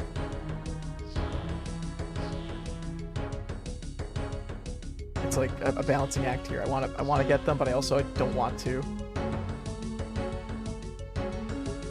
because I'm afraid my screen will fill up with too many capybaras. Also, I've been forgetting how like some of these are behind the capybaras when I bring this stuff on screen. Oops. Sorry, I need to, if that gets rid of the stream for a second, I need to delete all these tabs. There's so many. I haven't tabs, just windows of there we go. I think when I do that, it flashes the screen, just the background, but I'm not certain. I'll have to look back in the recording. Like doing that thing where I hover between the windows, the pages, like focus it in a weird way.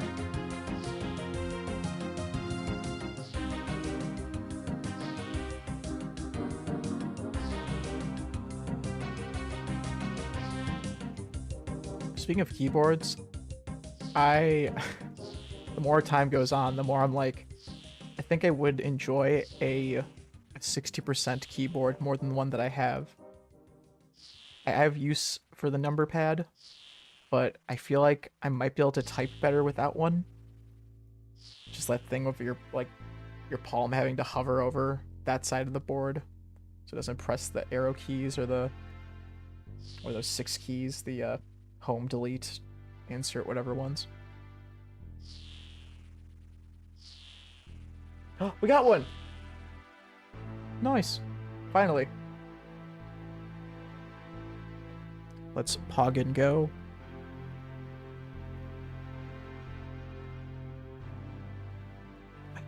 Nope. Mitosis. There we go. The capybaras are getting lonely.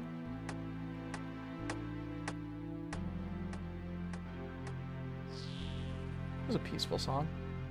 Understanding.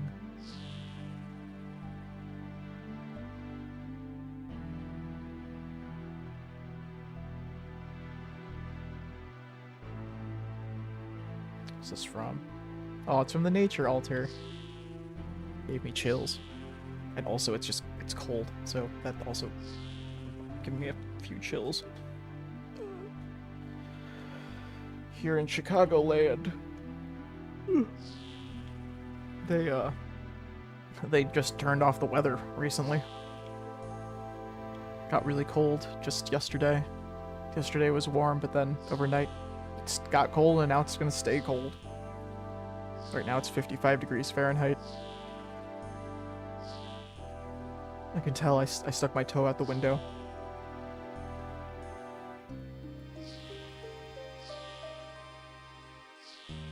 As one would test the water.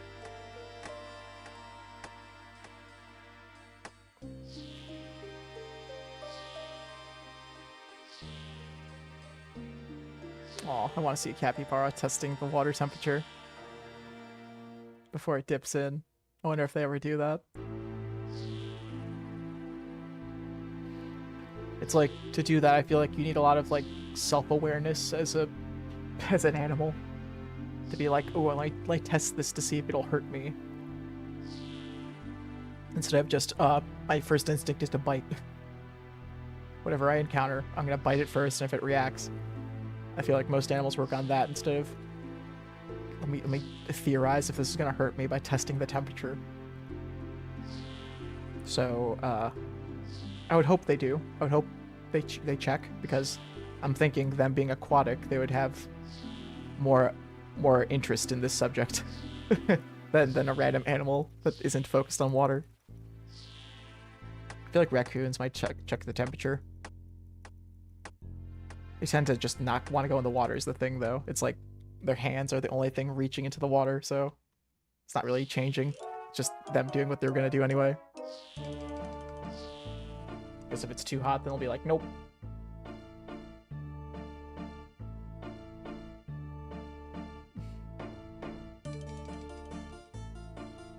No, I'm like, this is a Grand Exchange song. Tomb Raider. I am going to be right back. I have to take a... I was gonna say a fat waz. Be back. I'm gonna take a fat waz, but let me just... Not that one. Not that thing. This thing.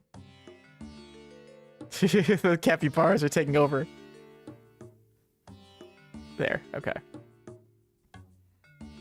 I'll be right back. I'm just gonna let Flippy keep your attention for a minute here. Flippy is also walking around.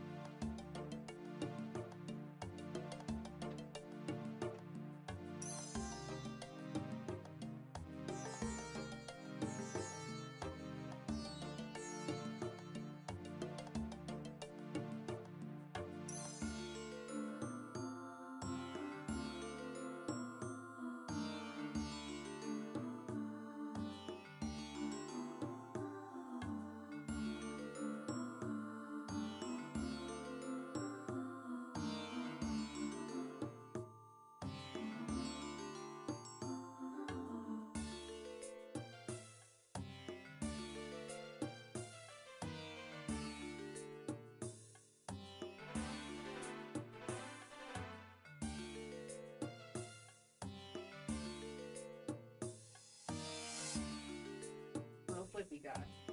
Huh?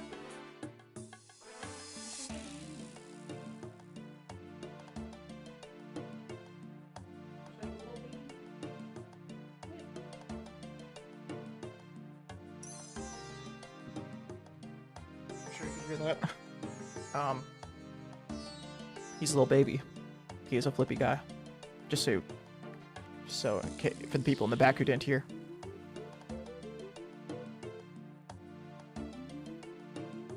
He's eating his fish and shrimp fancy feast, which is very different than the other pates of fancy feast he eats. Fish and shrimp, it's literally like the stuff that I'm feeding my cormorant, or yeah, or it's just a bunch of fish chunks. It's very much like just a bunch of fish chunks, and then like bits of shrimp are in there too. You'll see like whole little shrimps in there.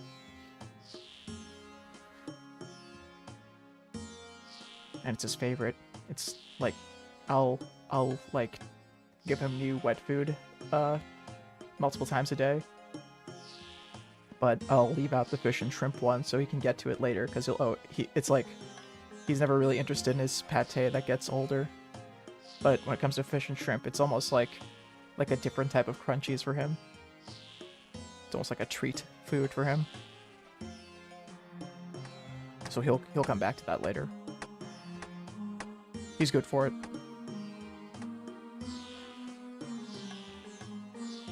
I didn't really explain much about this method here. I explained a little bit where I give like the chunks to my bird every few times they successfully do it. It's not even that. I think it's like just there's like I think it's sorry, my voice. I think it's like one in every like 3 to 4 times. So it averages like to 3.5 catches. Let's see.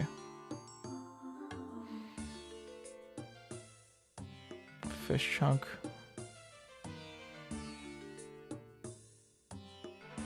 Yeah.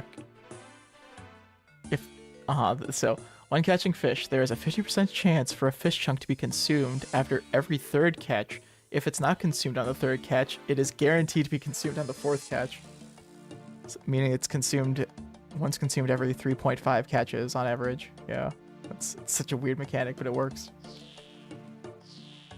But another aspect is, so these ones that are closer to me, you'll see they're like light up green.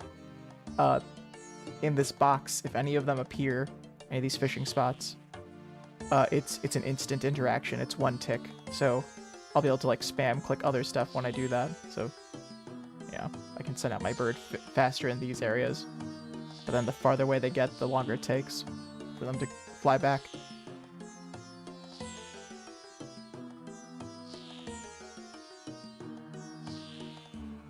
I guess I'll switch up my method when I get either 10 pearls or another fishing or another scroll, another fishing scroll, another clue scroll, whichever one happens first. And I think it's more likely that the pearls will happen first.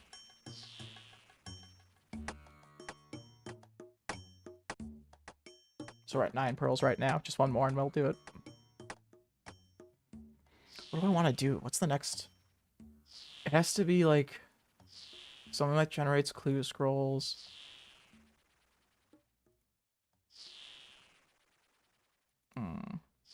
Maybe we could just go back to fishing sharks. I like that. What's there to do in this game? This song sounds great so far. Have a nice day. Nice to meet you. So,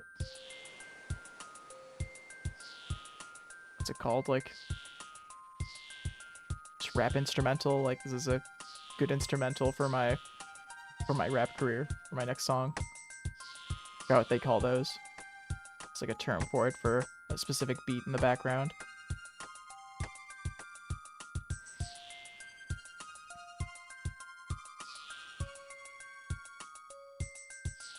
Beep, beep, beep. Just hearing that tambourine.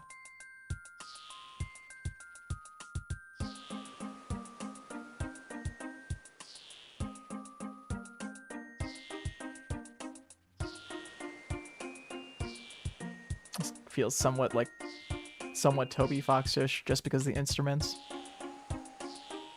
That backing, like, icy sounding one. Doo -doo -doo -doo.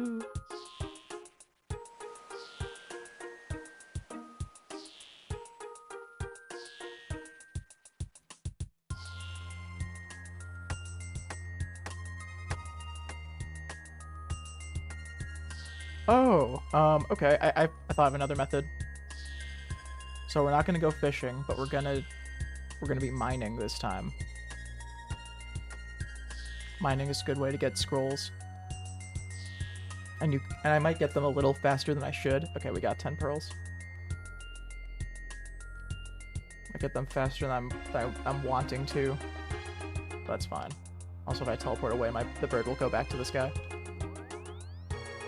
Yep, Cormorant flies back to him.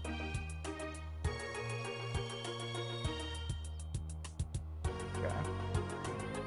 Pretty dope. Okay, sorry, fish, but taking you out of this inventory, and worse, they're being chunked. My bird's gotta eat. Hi. So yeah, I've been just slacking on these farm runs. That'd be kind of cool to do. We love farm runs here. Let's first just do the scroll so we get it out of the way. Farm runs don't generate scrolls, so I won't bore you with that. I'll bore you with other stuff, though. Like with this, industrial-sized boring machine. There's an insult here.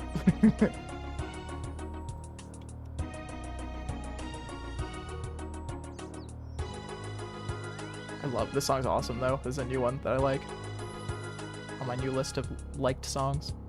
Circa Squint. That's a time period. The Squint Circa.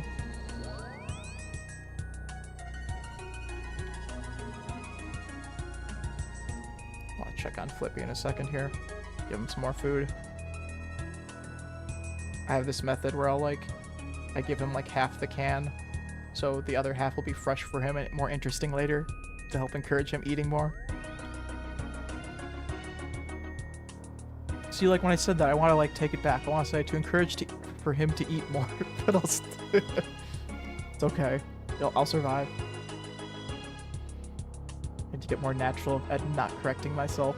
It's kind of more fun to just say things incorrectly anyway. He's just so apologetic. He can't help it, folks.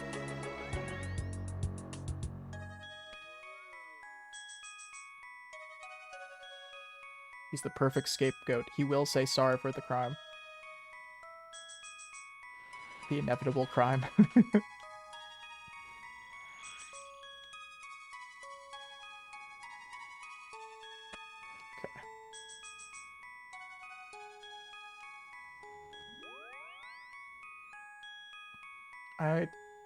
I kind of do want to do the farm run, but it's fine. I'm gonna do the much more entertaining thing. Oh, you are not ready for what you're about to see. Where's my pet? Oh, so, okay, we're gonna be mining, and the main reason we're gonna be mining is because we don't have the mining pet yet. The rock golem. I really want the rock golem pet, so we're gonna be chasing that.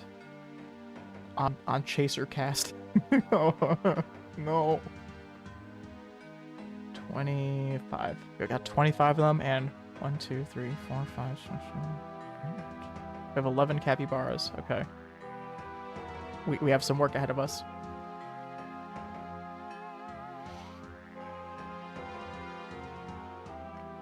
By the end, I will have added at least 15 more.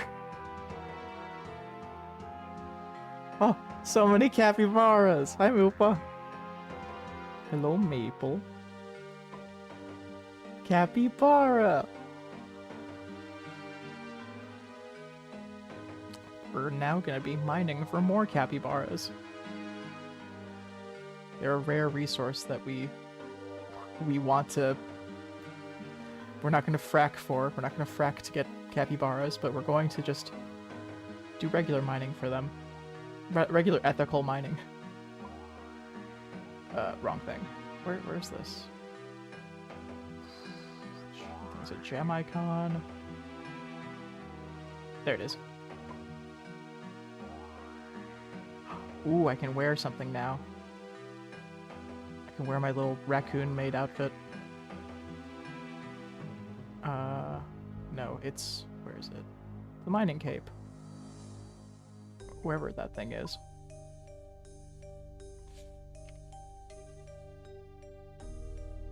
Did I not? Oh. Might have hung up the mining cape in my house on accident. Thought I would have kept that one with me. Flippy. I kept that one with me. Flippy. There it is.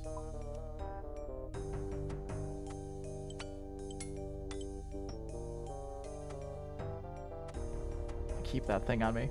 That Flippy. Flippy. He should be... oh, speaking of which. Flippy. Wow. His little feetsies are so sweet. Whoa! The capybaras got to enjoy him too. The big snoozer.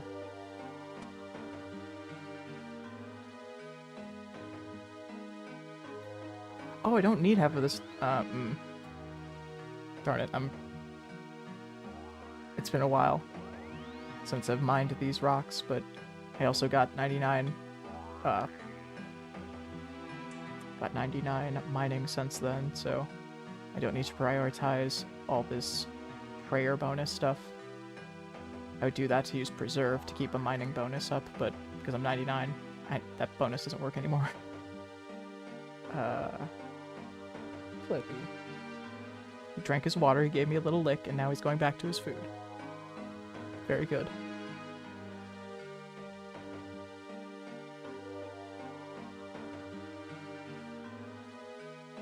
Like, walked past me and licked my leg.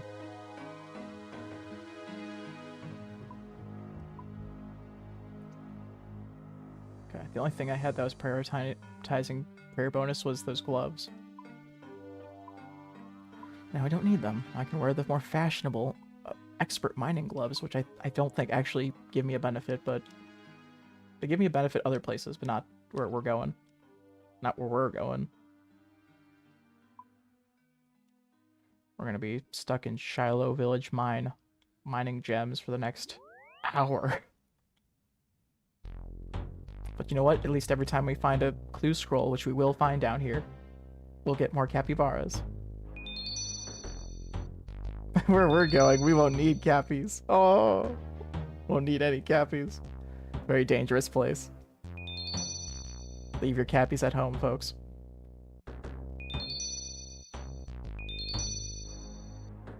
I guess we won't need any cappies because we're going to be gaining more, so...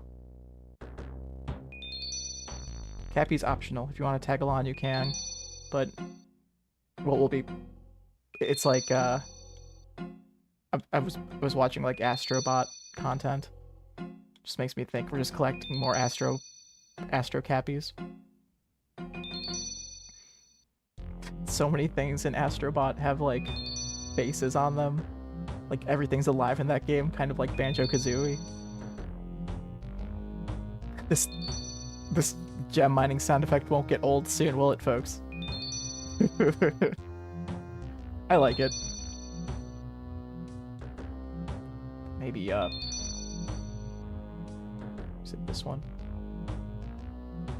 Okay. But maybe that. How about that?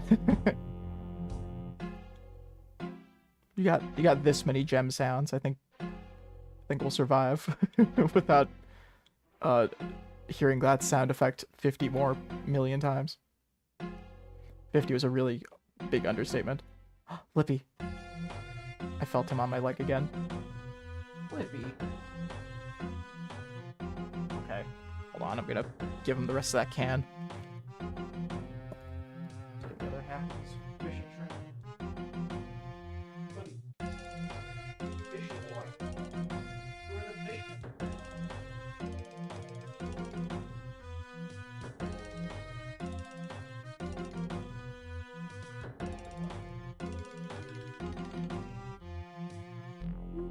Eating the stinkiest wets. breath will not survive.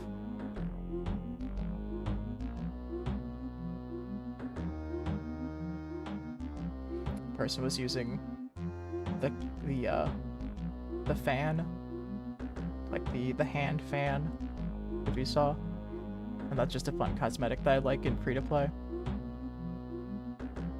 Just fill up that hand slot with a fun little fan that takes up like no weight. It's like when you're running, you fan even faster, I think.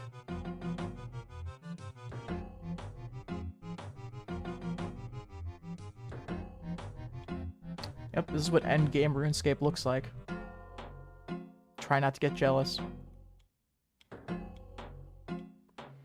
It's like a lot of effort to get to this point to this gem mine down here. You have to... Oh, we got a clue scroll! Fuck what I was saying, we got capybaras to multiply. God, it's gonna take up my character's space in a minute. Okay, let's put you over there for now. Good thing the character's focused in the middle of the screen. It's good game design. Good game design is when I can fill the screen with capybaras. And this game is facilitating that.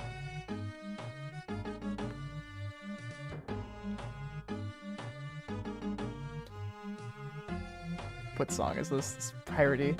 Waterlogged? Yeah, that sounds right. That sound effect.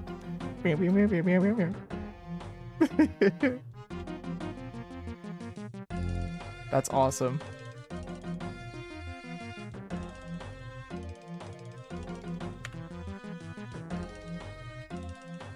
Let's see. Waterlogged instruments. Oh, it's probably a vibraphone. Looks a vibraphone. We're playing Vib Ribbon here? What is this?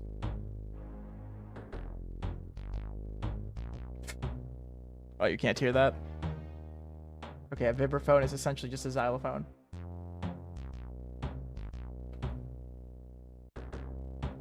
Okay, well, it's probably synth bass, if I'm gonna be honest. If I'm hearing a synth sound, it's probably the synth bass.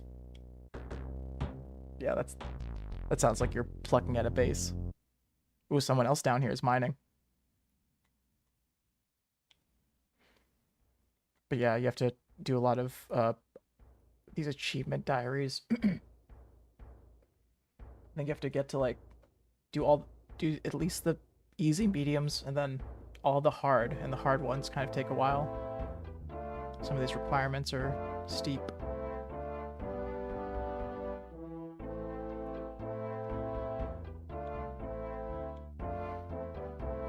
They don't let you down here until you do those requirements. This song's cool. Regal. Just like Flippy. Hello. He knew I said his name. So smart like that.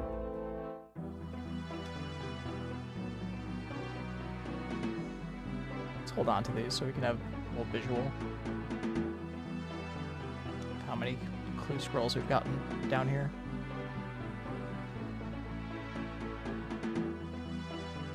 But yeah, I hope I get that rock golem pet. The rock golem pet is one of my top favorites, besides, of course, Rocky. I kind of like not having a pet out when I'm trying to hunt for a pet, so when a pet is got, you'll just see them like join you behind you. But if you already have a pet like out, the new pet will just pop into your inventory. But it would be nice to have Rocky. I'll bring Rocky out when it's time for... Well, okay, ironically, Rocky is it's a very fitting name for the activity we're doing right now. But I'll bring him out when we open the clue scroll caskets at the end of the stream.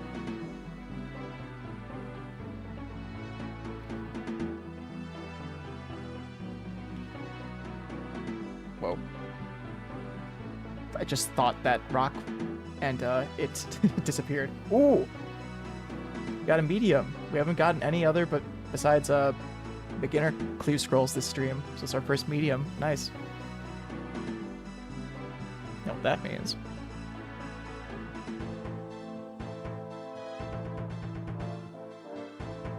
Oh, just get him in there.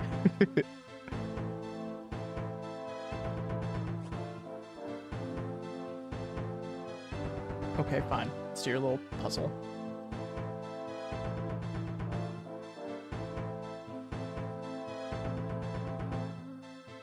I did it. And I got gold bar! Wow. Riches beyond wealth. That's a keeper. God, my screen. I really don't realize what I'm, like, streaming out to people right now. This army of capybaras.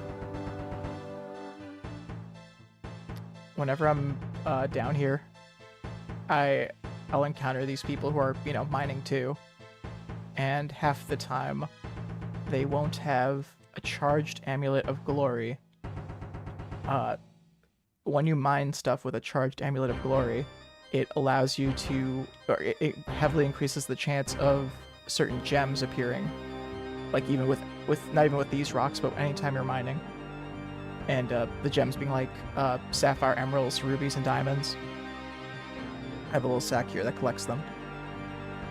But they have a special effect on gem rocks, especially because they like affect gems specifically, and it's like tremendous how much it helps.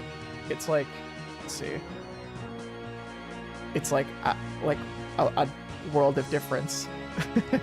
So wearing a charged amulet of glory makes like a 27% success rate turn into a 80%, which is wild. There's not many things in this game that give you that big of a boost in success rates. So when I'm down here with other people who appear and they're not using a charged amulet of glory, they're like hitting the same rock for the same amount of time as I've gotten like a whole inventory of gems. It's wild. So of course, as the cool, experienced gamer that I am, I'll always mention to them, hey, if you have a charged amulet of glory, you might want to wear that. Might help you down here a little. It's a night and day 50% upgrade, it's wild. Those numbers, astronomical. Those capybaras, mitosist. Past tense of mitosis.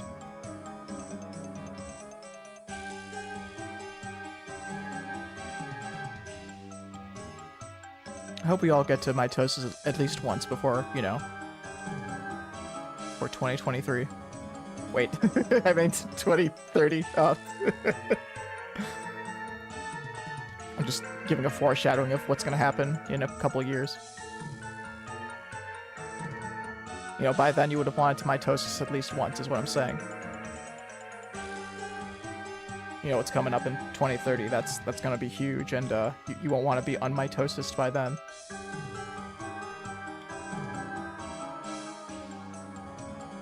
Just you wait. Oh my god, how's it been 5 years past 2020? Am I right, folks? What the fuck? Angry video gamer, what the fuck? I blinked, and you know, there went those 5 years. But you know what? I feel like I've done a lot in those 5 years. Hung out with Maple. I've streamed a couple times. I hang out with Flippy now too. That's a big upgrade. You know, things are looking good. Things are looking capybara. So maybe in the next 5 years it'll be fine if you haven't mitosised.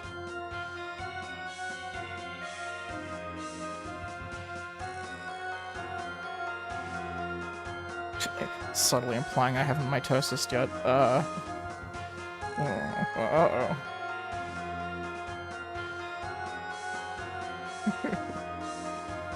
Subtly.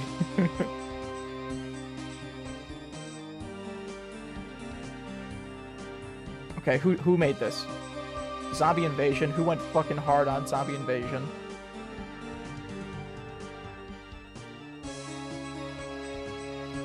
Chris Jolie, apparently. A handful. Oh, he's one of the OGs. He left in 2009. My bad. Started as customer support, but moved on to audio team in late 2007. I'm glad he did. This one's a good one. Just looking at this track list, none of these really jump out. I think Bane I've heard a couple times. Right, Corporeal Beast. See what Bane's like. Actually, I'm gonna keep Zombie Invasion on for a bit. I like this. Got that harpsichord. Doodly.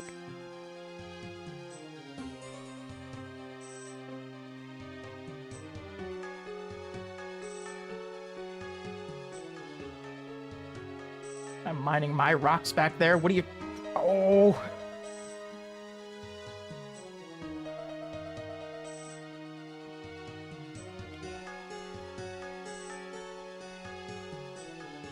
Can't believe this guy. This guy has no mining etiquette.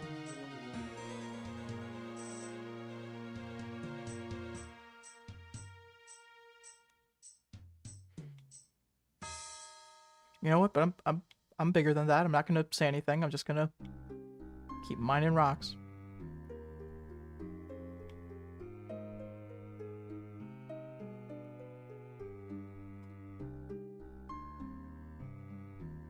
Creature cruelty.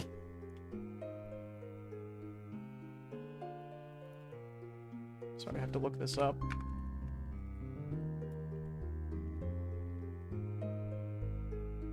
Yeah, it's dichotomy. It's because there's this thing called creature created. Fuck out. Sorry. What was it called? It was in this list here. Creature creation. Yeah. Yep. It's part of the same area. And you get to make these things in this mini game. You can make a frog eel. You can make a sword chick. A unicow. Wow. She used to be. Whoa. It's this resource mini game where you bring unicorn horns and something to this, and yeah, cowhide, and it'll turn it into a monster that'll drop more unicorn horns. It's pretty good. It's a pretty cool mini game though, and doing more like of those diary things, those achievement diaries, will make it so they drop even more stuff.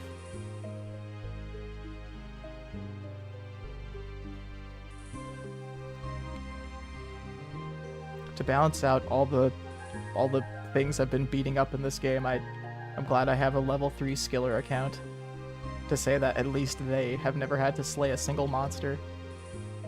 Well, okay, that's kind of a... On Tutorial Island, you kind of can't escape the aspect of having to kill at least one or two things. You have to, there's giant rats in the basement, and you have to melee kill one of them and range kill one of them. And then there's like a magic tutorial where you have to attack a chicken, but you don't have to kill the chicken. It's just, you have to cast airstrike on a chicken once. I think there's like a 50% chance that it dies or not. Like, I don't think air blast isn't that powerful, but if it lands properly, it might kill it. So besides those three instances, this game, it's optional. It's like Undertale, cruelty optional. You won't be able to do some quests, but you'll be able to play it still.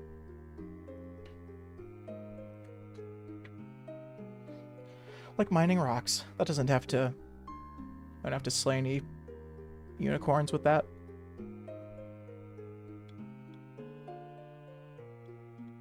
Unicorn Slayer. Unicorn's Lair. Super Bowl. Superb Owl.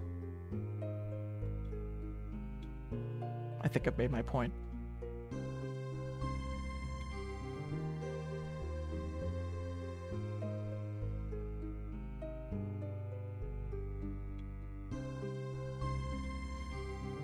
man, I'd be really embarrassed if anyone watched these streams. Like the things I say, it's a blessing that I have such a small audience.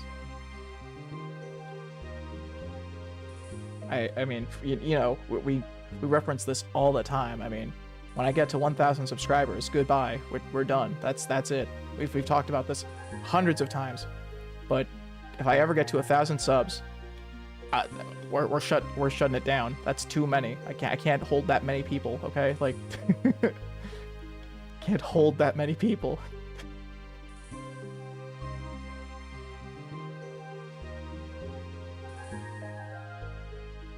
Maybe you'll hit the 1 sub, you know, the 1 sub count. That'll be great. I'm sure that'll be a great, like, Roblox birthday party I can throw then, like Germa did.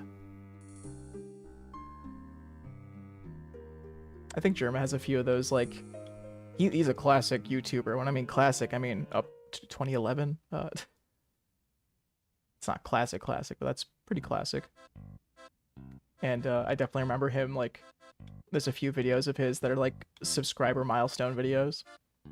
I think his Pac-Man one was a subscriber milestone, maybe? It was like a Happy Halloween thing, but I thought it was for maybe subscriber count. It's when he dresses up as like Pac-Man and then he's like in his backyard and he slips on something and falls. That's the whole video, as far as I remember. It's just like Happy Halloween from Pac-Man, and then he trips out of like a plastic kiddie pool, if I recall.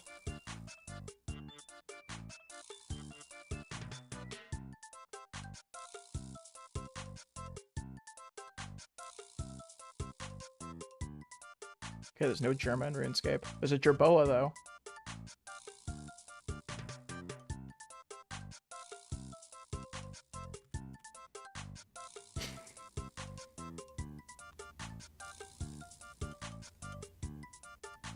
I think I will continue. There it is. This is it. Pac-Man enjoying Halloween. No! Poor Germa.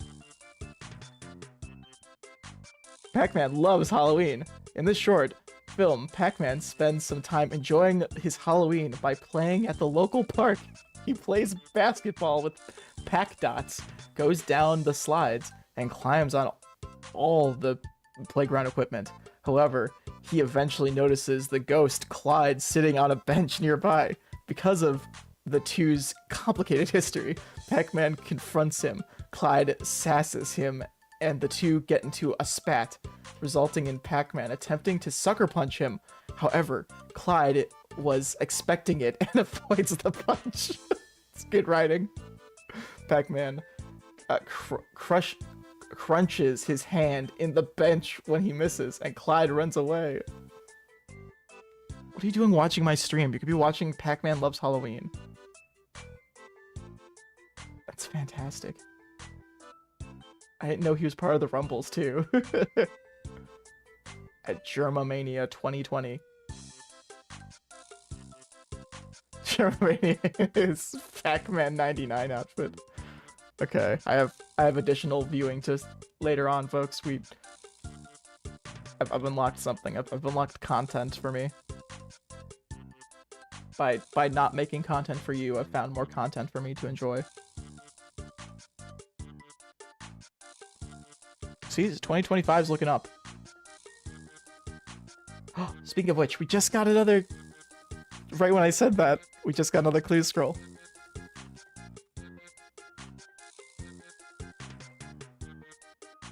Song rocks. This fucking song rips. Oh, Varlamore's Sunset is a new one.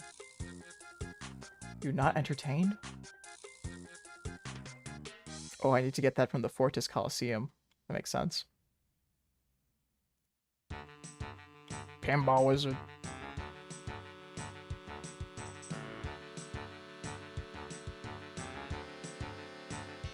Oh fuck, he's playing that silver ball. Pinball in this game is so dumb. In this game, there's this this random event that happens where this big, I think it's a troll. That's the species he is. There's a giant troll that appears, and then he tells you to play pinball. I think his name is Flippa, if I'm not mistaken. Flippa. Yeah, this guy. And the way you play it is that you're teleported to this room where these two guys are guarding the exit, and you have to, these pillars will light up, and you just have to touch the pillar that lights up 10 times, and then you win. And this song plays during that. I think the thing I was most excited about during all of that stuff I just explained was that his name was Flippa. I'm glad his name's Flippa. I approve. Why did that so loud? Sure plays a mean pinball.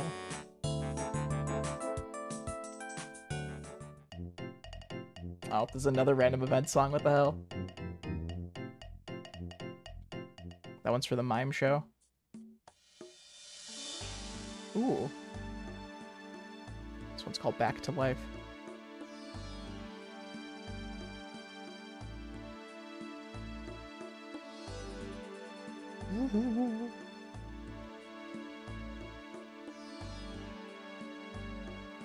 I am such a fan of this. I think it's called Wait, okay, I'm gonna look it up just to be sure. No, it isn't Interface Styles. That was something else. Oh, what was this then? Filter.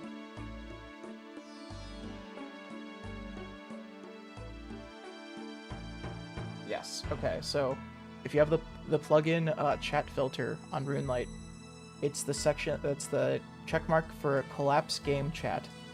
I love it. Look what it does. So, all the times I was mining and getting this stuff, it's just truncating it all together. Like, it's putting it all into one place and then saying when I get a duplicate message, it just adds to the end of it.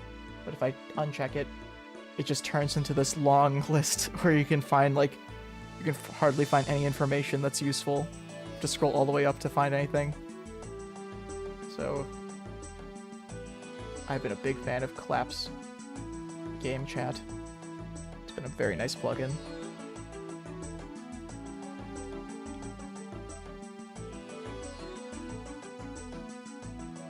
The chat filter plugin. It's the only thing I think, yeah, in that whole plugin, that's the only thing I have checked off in it. I need to go through all my plugins and, like, delete all the ones I'm not using. Whenever you start up this game, it goes through, like, it tells you it's loading up, like, however many plugins you have, and that just eats up time, and I'm not even using any of them, so I'm using a lot of them. Just, like, it says, like, loading, like, 200 plus plugins, and I'm like, okay, I'm not using 200, am I? I don't think I am. Thinking about those Tim Tams. Tim Tams are just out of sight, just out of reach. But they're tempting me. They're Tim-tamping me. Tamptilizing.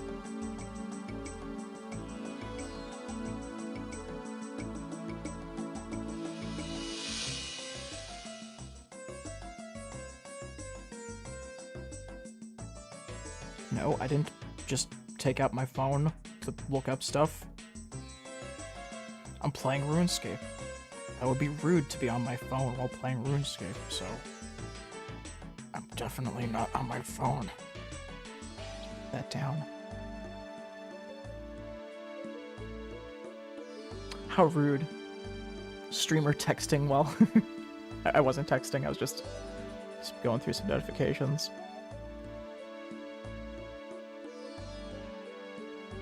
I guess a text could be a notification, so... checkmate. Checkmate me.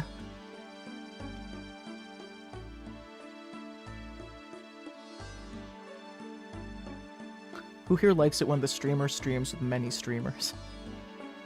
I think that's what my stream is missing. I know we have Squintcast where I talk with my friend Saint.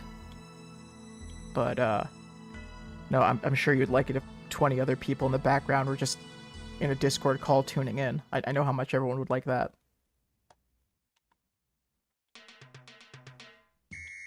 I'm not much of a fan of that. That's kind of what I'm implying. I get it when people, you know, make a stream about that, but I find it kind of awkward when there's like this other guy that's like just in the background that you don't know. Like Discord man, you know, 12. Just this deep-voiced guy who's like, oh, he has something to comment about on what's going on. Oh, dude, you got that drop? Awesome. I don't know, it makes it kind of more like... I see why people could like that. I guess it's just a different lifestyle, I was gonna say. Different just way of communication. Some people just sit in a server and want to, you know, hang out and wait for people to chat. That's fine. I don't know what that's like at all, though. I can't imagine what that's like. Me having this active stream and all, I just flooded with conversations. Can't imagine sitting around waiting for a conversation. We got another close roll. Let's just give us a little Capy to make me feel happy. So many Capy. Watching the stream at like 20 times speed, I'm sure is great. Seeing the capybaras populating the screen would be a good GIF. Let's make a single GIF out of this whole stream. There's gotta be a website that does that, right? That'd be so annoying. Sending someone a file that's a whole stream GIF. If that existed, I would have seen it by now, like with Germa streams. I think the only way to do stuff like that is through probably an arduous task of, I guess you'd have to like speed it up and then turn it into a GIF. I don't know. I'm trying to like Photoshop it right now, but I can't. I don't have the technical know-how. It's just like all that data. You need to like you need to delete a lot of frames and a lot of like redundant information to make that a GIF properly. I'm thinking like how people have done that with other stuff, made a really long GIF of something, but I think it's just harder to do as far as I know.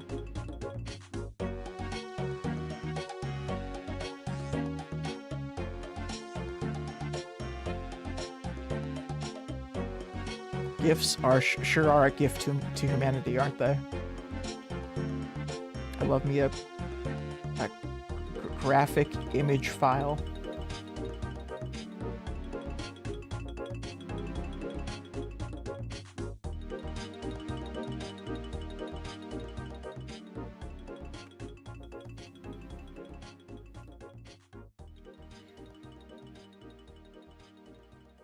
Stands for graphics. Okay, graphics interchange format. Okay.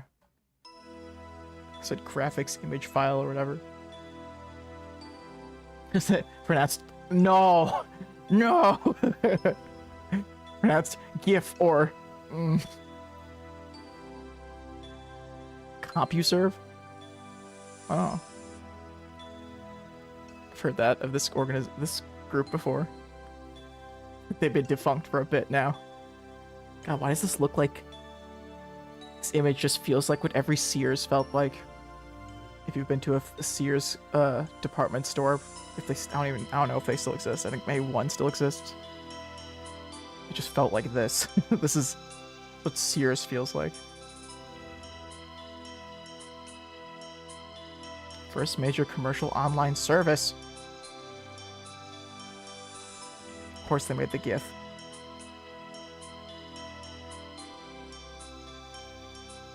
Let's put this on my stream.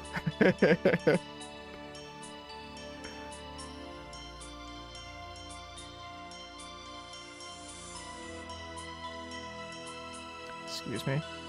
A humorous infographic announcing the 2013 launch of a Tumblr account for the White House suggests pronouncing GIF with a hard G.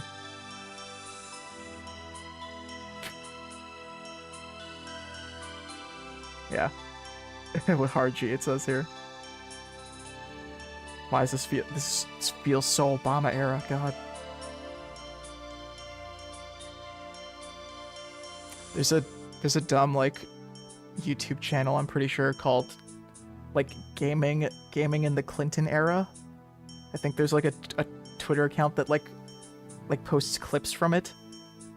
But I think that's such a funny name, gaming in the Clinton era. Makes me think of what I was just saying, like the Barack Obama era. Sorry, I'm not like reading any of this. This is all me just scrolling through it while chatting. Who has time to understand compression algorithms? Not me. Hold on, but I can understand this. Whoa. That's a good GIF right there. Wait, I want to see what happened to this image. Wow. Me polishing my bird. Screen capture of an interlaced GIF floating in a website browser. Interlacing. Just raster lines of data.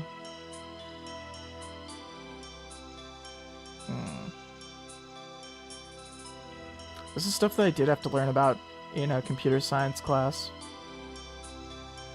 Definitely did have to learn about that. Which means I've learned it. I'm above this Wikipedia business.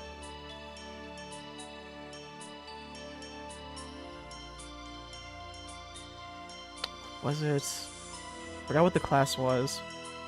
But it's literally like a computer graphics class. I just forget the name of it. It's like, oh god, the professor was so annoying. He was just like really set in his ways, and like he was teaching us like pure bullshit and not teaching us at the same time. It's like we had to learn how to literally like, you know, make things appear on the screen, like how to program stuff, like graphical user interface stuff. And it was like really complex. Like it's a lot of it was getting down to the nitty-gritty of like assembly and machine code type stuff. And just it was a lot of math too. It's a lot of matrices. Computer graphics is just so much matrices, and just learning how to multiply matrices together is a big part of it. I think I took a class at the same time about that type of mathematics. I forgot what it was called though too. Oh god. It's like I can remember myself in the classroom and stuff that was on the chalkboard or whiteboard or whatever, but I can't remember what the name of the class was. I guess I remember the important part though, right? I mean, it sucks that the important part is probably the name of the class, because when people ask you, hey, okay, so what classes did you take? Took the one where I sat in the classroom and they multiplied matrices, and I had to learn how to multiply them and add them. It's not discrete math, but that's also one that I had to take a bunch. Discrete mathematics is very annoying. Is it? Let's check.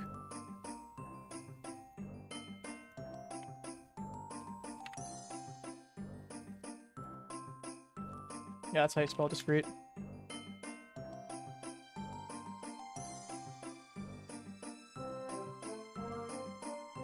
Uh-huh.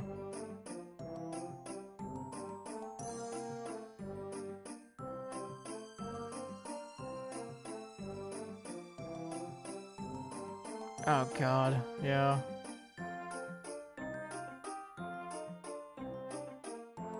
This is the notation.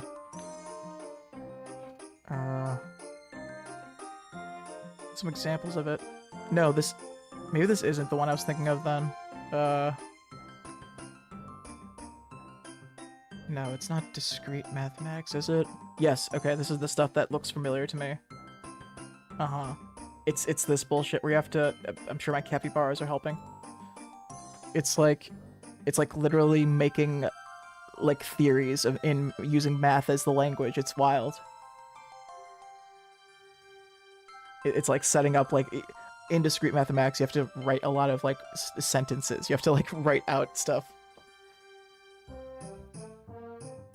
It's just like it's like proving cases that'll make it so that you set up like a it's like setting up and defining a universe and then making it so that one case applies to every single case. And so yeah, it's not fun. I don't like it. It's mean.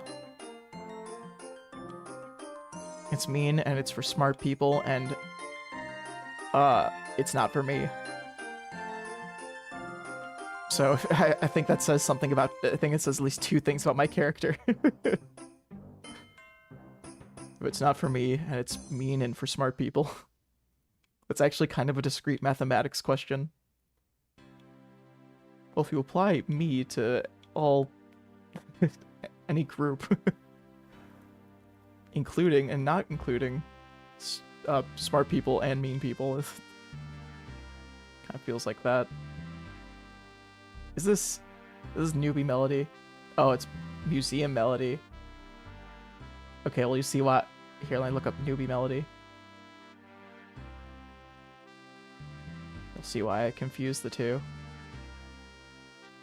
If I ever get to it.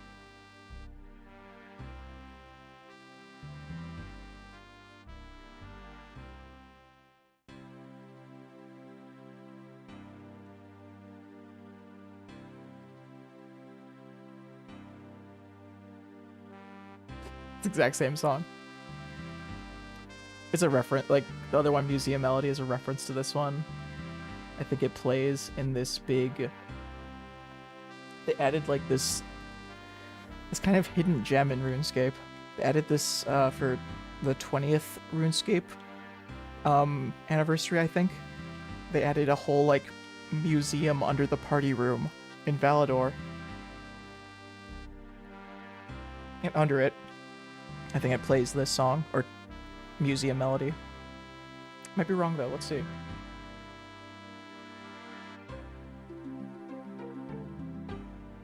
Old School Museum, yep, that's right. So, I kind of want to go there. It's kind of a cool place. It's like a museum about the game itself. It's not even like there's actually separate museums in this game that are like lore based, but then this is like a thing that's like kind of outside the lore. It's kind of non-canon. It was just a thing that was made to like reflect back on the past of RuneScape. I think we should go there. It's a fun place.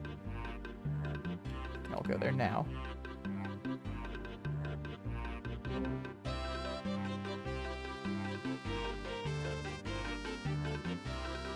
Okay, kind of taking a convoluted teleport there, but that's fine.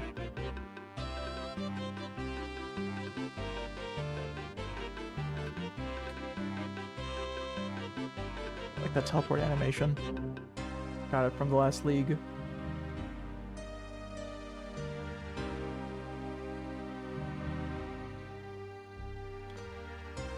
Actually, no, I'll just, okay. I was thinking, I was doing it again. I mentioned earlier that you end up getting stuck thinking about what's the most efficient way to get someplace.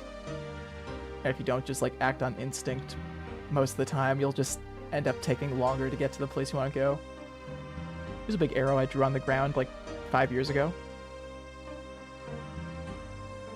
This guy going to the same place I am. I think he has a clue scroll step. Oh, he does. He's making a. He's even making a clue scroll stash.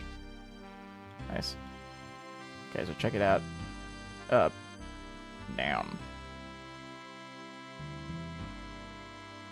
Do area music.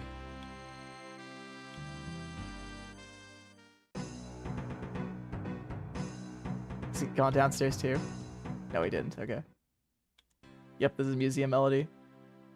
Oh, this place was not made with the HD plugin in mind, I'll tell you. A lot of these, a few of these models look a little, a little drab in HD. That's fine.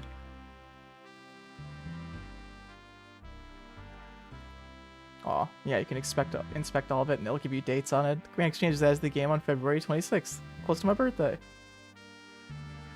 Oh, that's so fun. Yeah, it gives you the dates for all of them. Wow. It's so cool to see in the chat log just all those dates. Animal skull. Dead animal head. Lovely. Dead man display. Uh-oh. Dead man mode was added that year. Oh, cool. Yeah, and that's cute. I've just noticed this song is a medley. It's not just newbie melody. Just a medley of different songs. Runite Miner, a player who designed the Motherlode Mine, released on April 24th. I didn't know someone I know a specific person made Motherlode Mine. I like Motherlode Mine. It's a nice place. I'm wearing equipment that you get from it, actually. As you can tell, we're both somewhat similar looking, yeah. Elite Clue Scroll display. Elite Clue Scrolls were added to the game in 2014. I'm sure the capybaras are enjoying this learning experience. Ah, yes, Rooftop Agility display. This was made by Big Red Japan, I think. Yep. Rooftop Agility courses were added to the game 2013. Wow. They were designed by the player Big Red Japan. The reason I know that is because anytime you do this Rooftop Agility courses, which there are a lot of, they put him in the game. Every time you get to the end of it, he's literally at the end of every rooftop course waving at you, and he'll you know, congratulate you for getting to the end. It's so cute. Goblin Crowd. Ooh. Goblin Invasion event came to the game on 2013. Slayer Helmet 2014. Nightmare Zone 2013. That was pretty early, yeah. This guy's named Onion? Something Onion? Can't even say his name. Come on. His name's like Dominic Onion or something.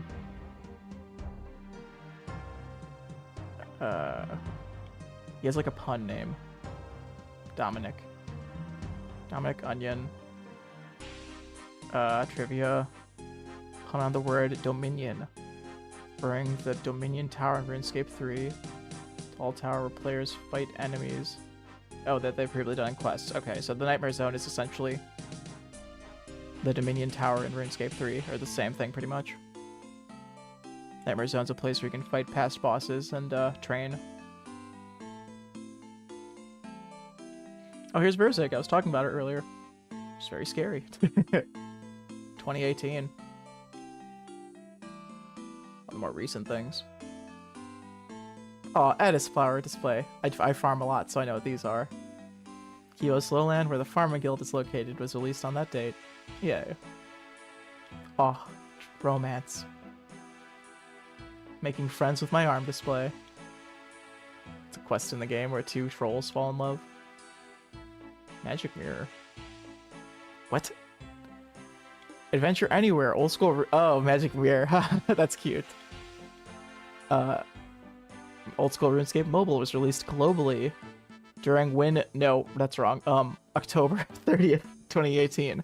That's a reference because RuneScape Mobile coming soon was like a big meme for a really long time. And now it's very RuneScape Mobile is pretty popular. Yeah. Originally scheduled to release winter 2017, but was delayed until many months afterward. Magic Mirror. I had to read it, but it's gonna make a reference to Black Mirror, or no.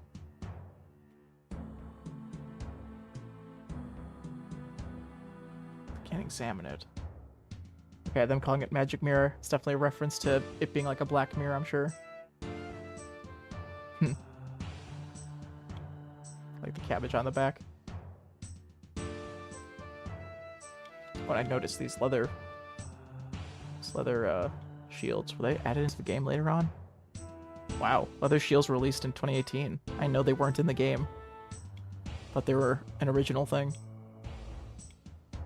Ooh, big guy. The Inferno, June 1st, 2017. Damn, that challenge is almost 10 years old now. Still haven't done it. It's too intimidating. It's scary.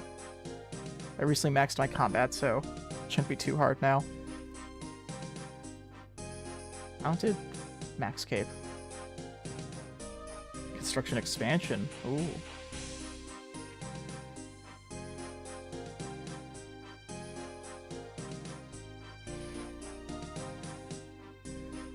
Very cool. Very cool. This master clue, yeah. July 16th. Or July 6th, 2016. More elite. Okay. I want to see, compare how long ago were elite scrolls added. Oh my gosh, is there a second floor? I forgot about that, if there is. Elites were added the same day, got it. No, they weren't. Sorry, I saw the 2 there. Wow, elites were in the game for 2 years before masters were. Didn't know that. Oh my gosh.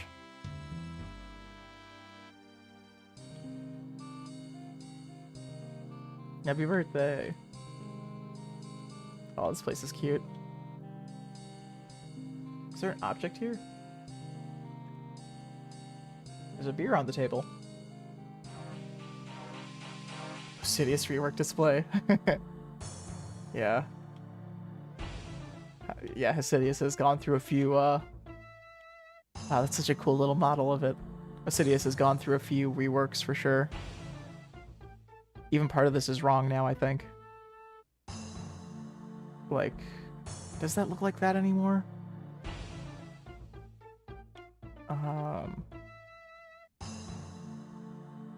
No, yeah, it looks pretty similar. The Tithe Farm is still in this, like, this glass, what's it called? Greenhouse.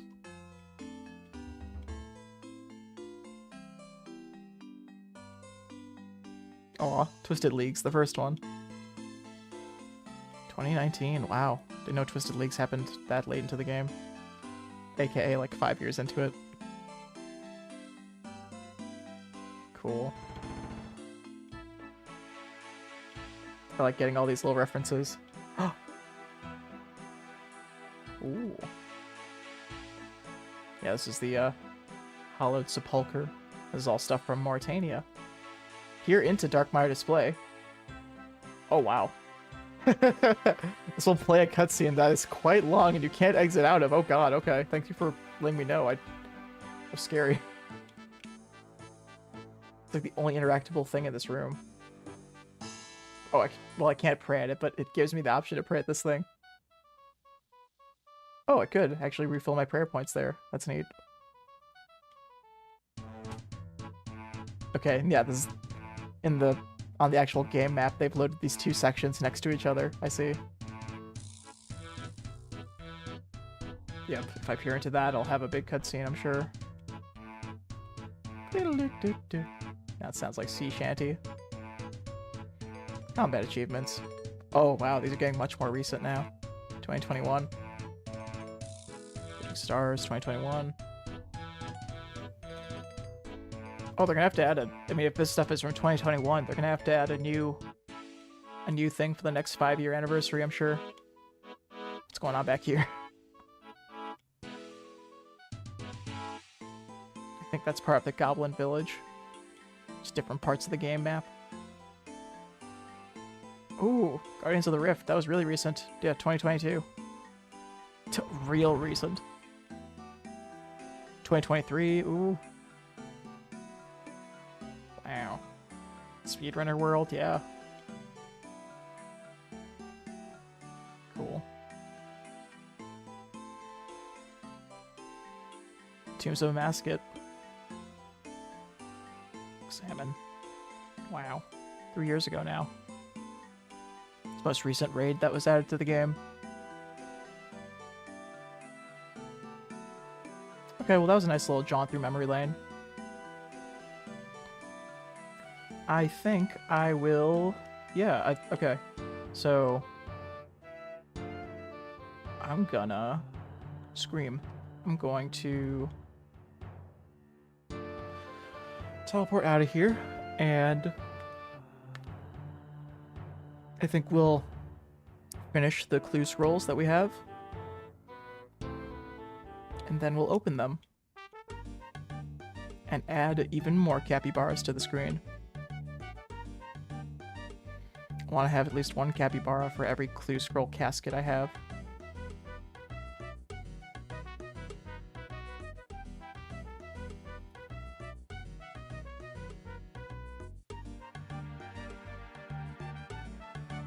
Lock these bank slots so I can mess around and find out.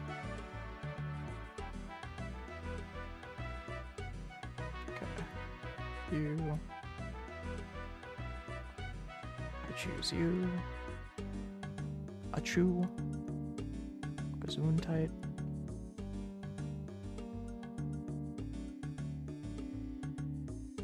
So all these things are for a potential step that involves this guy named Charlie the Tramp.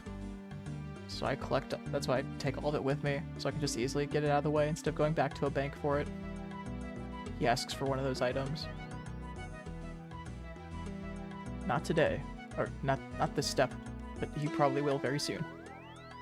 It's kind of rare when you go through, so beginner clue scrolls can last 3 steps, and it's pretty rare for one of those steps not to be either a hot or cold one, or a Charlie the Tramp one. These two are very likely. Oops. I got moat.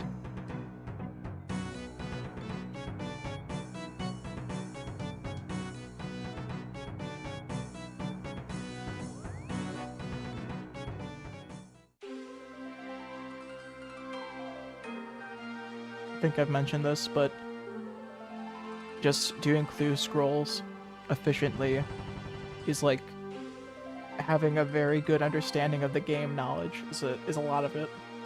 It's not like knowing the game knowledge like on a technical level, like with tick manipulation and stuff, but it's more like it's a lot of teleporting, so being prepared to efficiently teleport places is a big part of it.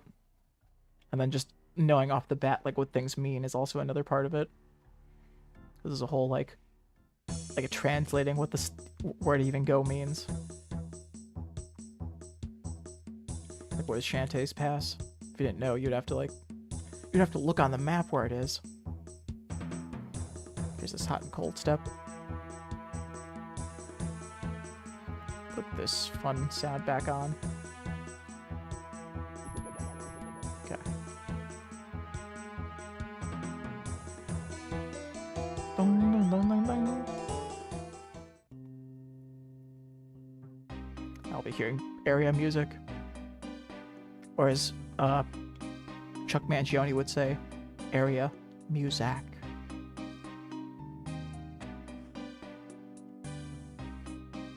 Where was I? Oh, I remember now. So, I think it was Keita Takahashi, but no, that's Katamari. I'm thinking of Takeshi Tazumi. If that's Takeshi's song, I think that's his name. But Takeshi, from Nintendo Songs fame.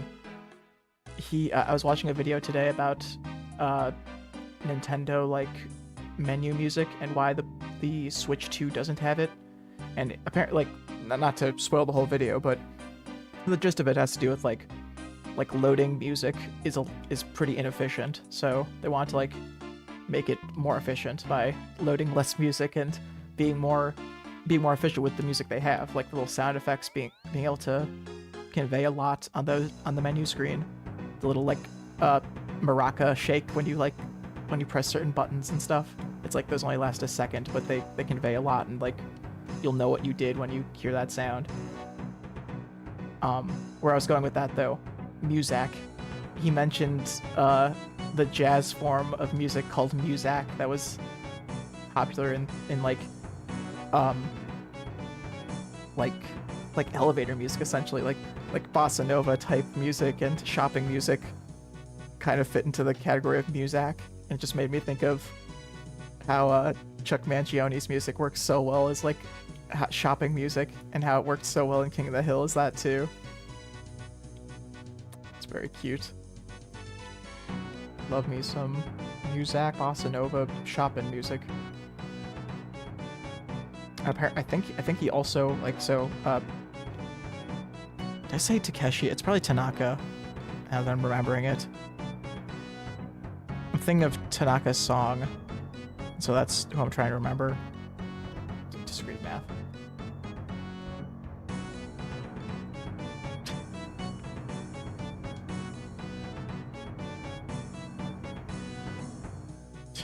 Let's... I don't know what that image is. I looked up Tanaka's song. We got like a bunch of images of like music album stuff, but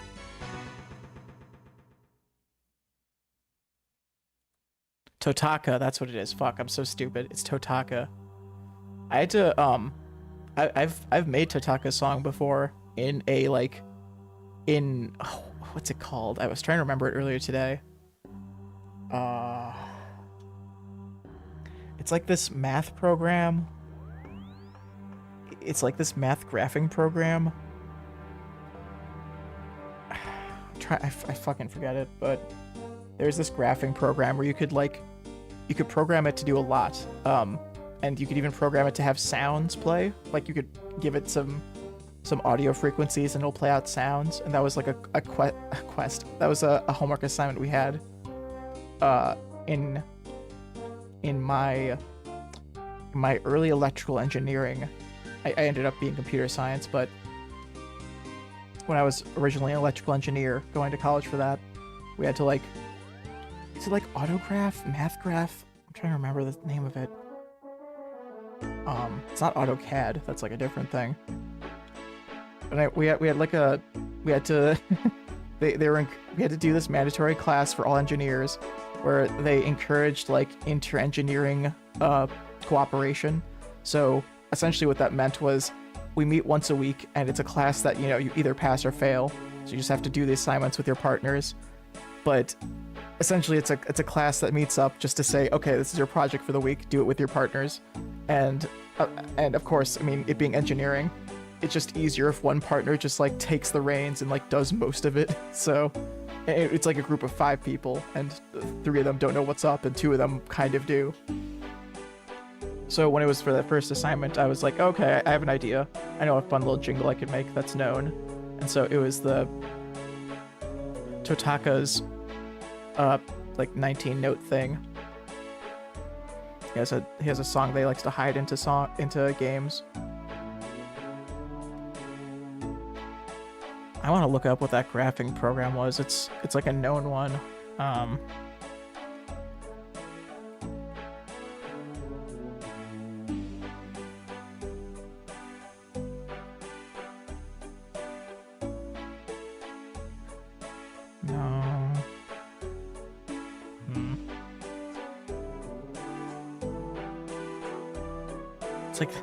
It's like I remember the icon looking kind of like this, like that purple thing, the purple orange thing.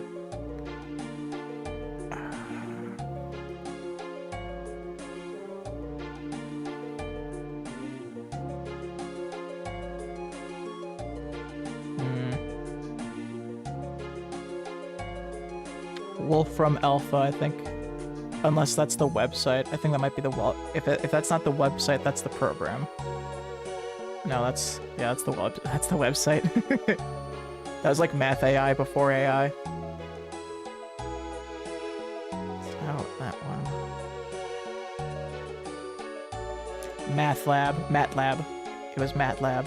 Yes. MATLAB is how it's stylized. In MATLAB, you can make a lot of things like it's literally like a lot of applied programming. Like it's a calculator where you put in like functions and stuff and it'll draw something. But you could also like code it to write little frequencies, just to play little frequencies. Like literally like you would have to like feed it a number that's like some sort of thousands of hertz. Because it being a graphing thing, I guess that makes sense, because it can like display audibly what sine waves sound like, I guess, or certain type of waves, and that's kind of what frequencies are. And frequencies have a ton to do with graphing and waves, I guess, so it makes sense. Murder queefs. Sorry, I wasn't listening to what was going on in the chat. That's why we don't hang around the GE on stream. Gotta make sure to bring out my Rocky pet when it's time to open up all those caskets. They'll bring us luck. Okay. So the Charlie step I was talking about. Oops, pressed the wrong place. See, if I was a pro gamer, I wouldn't have made that mistake. I would have had the game knowledge. Mr. No Sleep 2. That's a YouTube creator. Not that person who's stealing their username. That's just a RuneScape YouTube creator. A YouTuber. Proud YouTuber. I'm sorry, I'm sorry you take pride in YouTube. I would never. I'm very embarrassed to be a YouTuber, and that's how you should be. In my opinion, at least. I think it's humbling. It's humbling because, you know, now we have people who are asked, what's your job? And they'll confidently say YouTuber, and that's... I don't know, I don't want some kid overhearing that. I don't want someone to think that's a job. It's like the gig economy. This isn't... I mean, it's a thing. You can be a YouTuber. I'm not gonna be too mean about it, but... It's just this isn't like... Not getting like a healthcare package for uploading to YouTube is what I'm saying.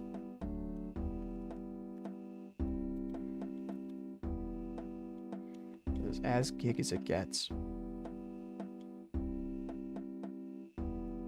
As giga as it bites. Giga putty.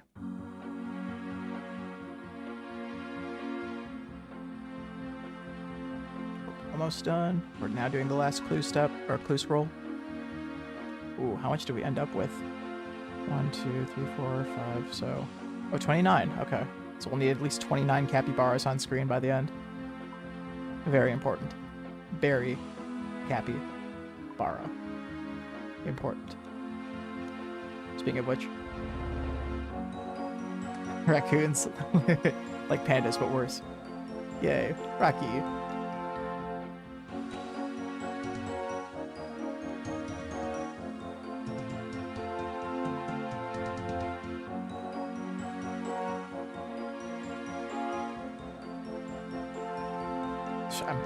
Yeah. History and Heresy sounds like a Shazian place. Yeah, so Shazian is like this very militarized community. And on this teleport book, it teleports you to a graveyard of soldiers. The instruments in this one do a cool thing. We got some mixing on them.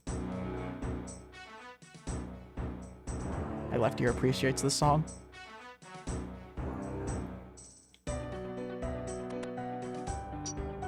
Whoa. Drunken soldier. What's the sound effect I keep hearing?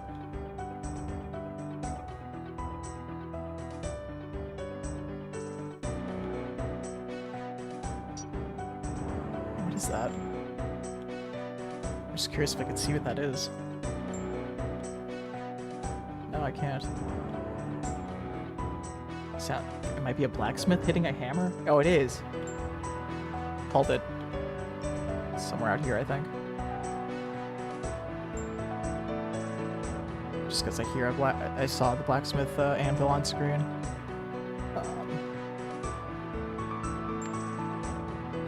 This is why we don't do clue scrolls on air, because it's too interesting. It's scenery change. I've been enjoying that. I was getting kind of stuck in a cave with gems and stuck with fishing stuff. Just pulling a spade off the shelf here, so I don't have to go back to my bank to get it.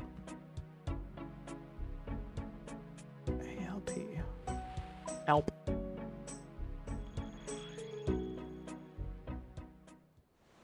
Where is this? Okay. Not bad. Big old lighthouse. I have something checked, like a plugin that does this, but in this game, they'll give you the option to keep roofs on. Like this lighthouse here is considered roof on, and then this is roof off mode, where you're able to, like, you know, click around inside of it and see stuff. But I love this ability where my mouse determines if it's over or not. And that's not the default experience for most RuneScape players, which I feel bad about, because there's so many, like, tall modeled things that get, like, cut off because no roof mode.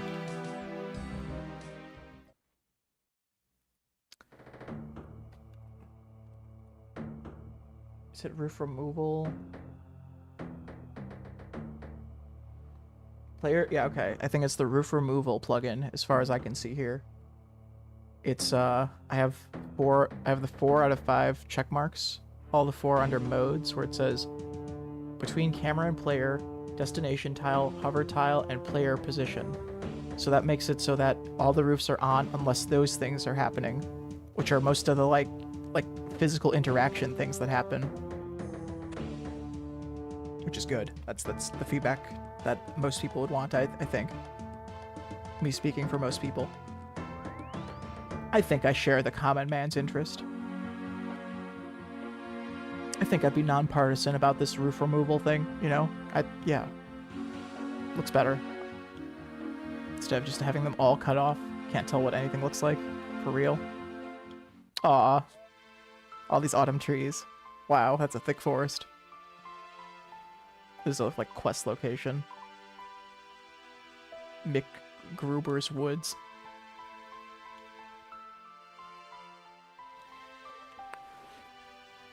You guys remember MacGyver or MacGruber?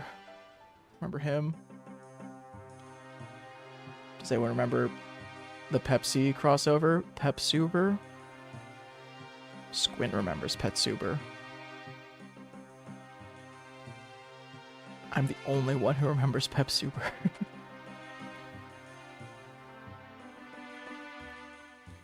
Is this like Oh, check in on my favorite streamer.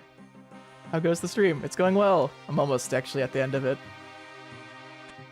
I'm just finishing this last clue scroll, and then we're going to be doing a capybara mitosis clue casket opening. Because I want to add however many caskets I have. I want to add that many capybaras on screen. So we're going to see a total of like 29 of them by the end. I hope Moopa's day is going well. Moopa being the one who asked me how stream's going. DKP. Donkey Kong. Pen. That's what that stands for. Donkey Kong Hen. Oh, look, we're on an island. Okay, good. Let's go here. It's a good place for opening all our caskets. Yay. Wow, they really modeled the heck out of this main bazaar area. That's so cool. It's like shaded, but also it's like letting in wind currents. Looks very nicely designed. Can I climb up there? No way. Wait a second. There's an upstairs to this place? Oh, that's so cool. I never knew. And it's... Oops. And it's, that's all of it, actually. There is no upstairs. It's just this little nook, so never mind. I'm sorry to get your nooks in a cranny. Whoa, what the... Someone's just dropping all this loot. From the thieving minigame that's around here. Sure, I'll take your loot. I'll pick up the floor trash like the damn raccoon I am.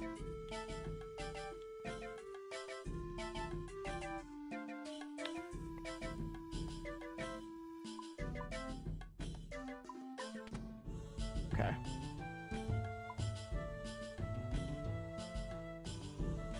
Nice. All organized. masters, hard, medium, easy, and beginner. That equals 29. Okay. 1, 2, 3, 4, 5, 6, 7, 8, 9, 10, 11, 12, 13, 14, 15. We have to add 14 more. Okay. 1. Let's make this easier for us. Up. That didn't work as I planned. Oh, flip horizontally or flip? Okay, phew.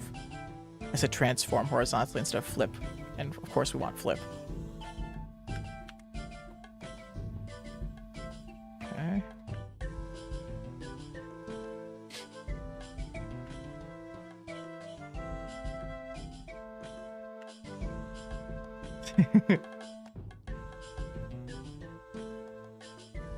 Wow.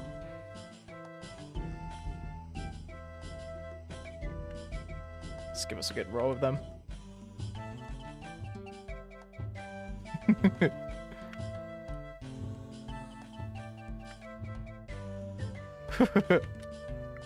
Whoa.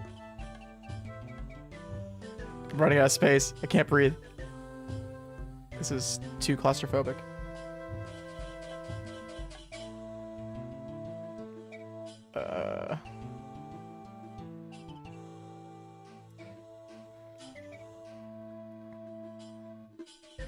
Okay, I have to do a recount because I lost track.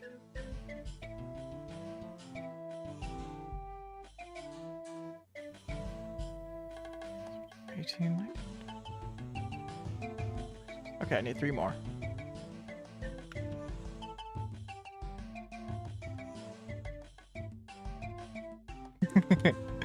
Yes.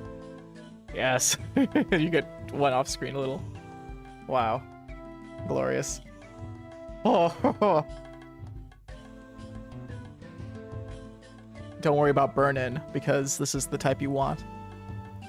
That's what I want, burned into my screen permanently. Okay, let's make sure Rocky's nearby. I'll dress up for it a little. 1 scarf. 1 cape. And a fish. Good. Some Rocky over here. Boop. Rocky. Had to call him over. Okay, so, okay,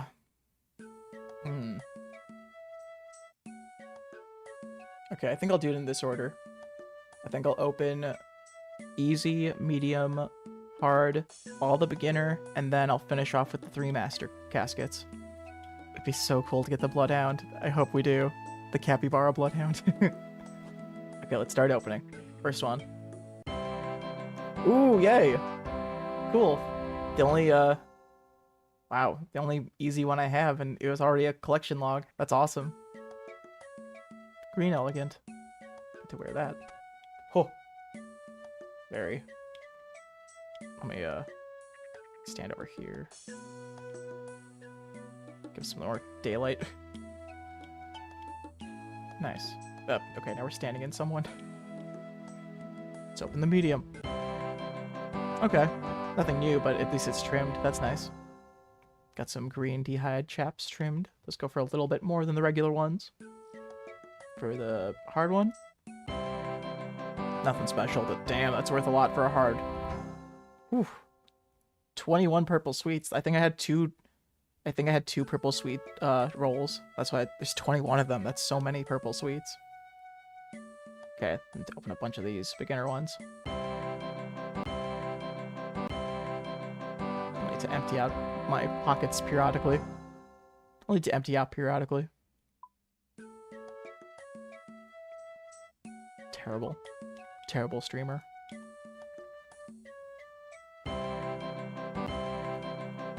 Imagine if we get anything special. Oh, there's one thing. Sandwich lady hat. Worth a whole 3K. No way. That would have been a special thing. Oh, nice. Sandwich lady legs. Or pants. Bottom. Sandwich lady bottom. Nice. Always a fan of that.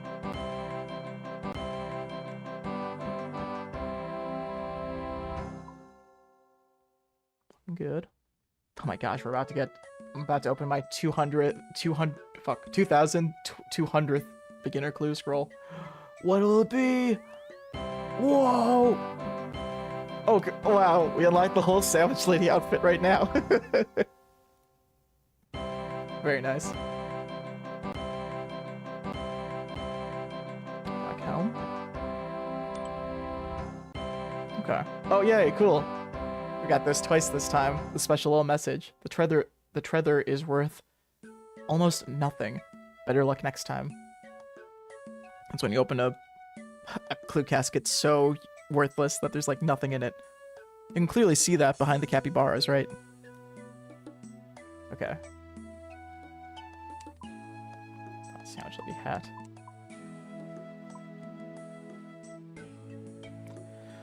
Okay. We're getting close to the end here. We have these last three, and then I think I'll call it a stream. I've been having a lot of fun yapping around with y'all. Hope history enjoys another RuneScape stream. I know there's never enough of those. Just like how there's never enough capybara. First one. Let's go. Damn, that's worth a lot of money. But it's nothing special. It's just, oh my gosh, though. Are these Ranars? No, they're Toadflax. Not the most expensive. No, but still. These Onyx Bolts E, that's a lot of money. And U-Trees are okay. Runite's pretty okay, yeah. The 2 Dragon Swords, whoa. Yeah. The 2 Dragon Swords and the the Onyx Bolts, those are real powerhouses of money. That's the fun thing about Masters. They tend to give a good amount of money at least. But it's hard to say if they're worth the amount of time it takes to do them. Because it's wild how long it takes to do the 3-step steps. Those clue scrolls we were doing earlier, it's like one of the steps takes 3 steps. You have to do 3 independent steps, and those drag on, but at least they give you $500,000 in rewards. Very nice. Okay, 2 more. Ooh. Nice. Yeah, I have one of those already on one of my necklaces, so this is just pure profit. I have that, let's see it. It's just an ornament kit for this thing called an Amulet of Torture. Makes it look like a little skull. So that's what this little kit is here. Those go for a lot, and they can increase in price too if certain content comes out. Like if a boss comes out, those tend to go up in price because when you die to a boss, untradeable items such as ornamented items that you like put kits onto to ornament them, they become untradeable items. And when that happens, if you die to a regular monster, it won't cost anything to get it back. I think it actually just stays in your inventory instead of having to pay to get stuff back sometimes. Okay. Last one. Oh. Nothing special, but it's nice to see like 13 runite ore in one slot is a lot of money. That's a good chunk of change. And somehow, yeah, 21 purple sweets was more than the 20 I just pulled from a master casket, just because that was just a really good pull when we got 21 of them at once. Runite bar, worth even more per than a rune ore. Yeah, we got some manta rays too. Very powerful healing item. Awesome. Well, that was fun. I had a fun time just clue scrolling around, yapping, fishing. Yeah. Thank you, Rocky. Thanks, Maple and Schmaint, for joining. It's lots of fun. I really like streaming. Streaming's lots of fun.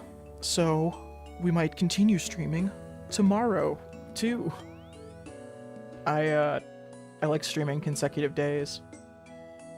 And I kind of got burnt out a little from the last consecutive streak of streaming I did last week, but I'm more prepared for it now, I think. Getting that wrong doesn't sound prepared, but Um, yeah, I'm feeling in a better place now to do these more consecutive streaming days. I don't know if I want to do RuneScape next, though. I still want to tackle Fall Guys. I need to do the ranked mode, and I think that's better done on stream, so I don't have to just waste my time with it, but I don't know. We'll see.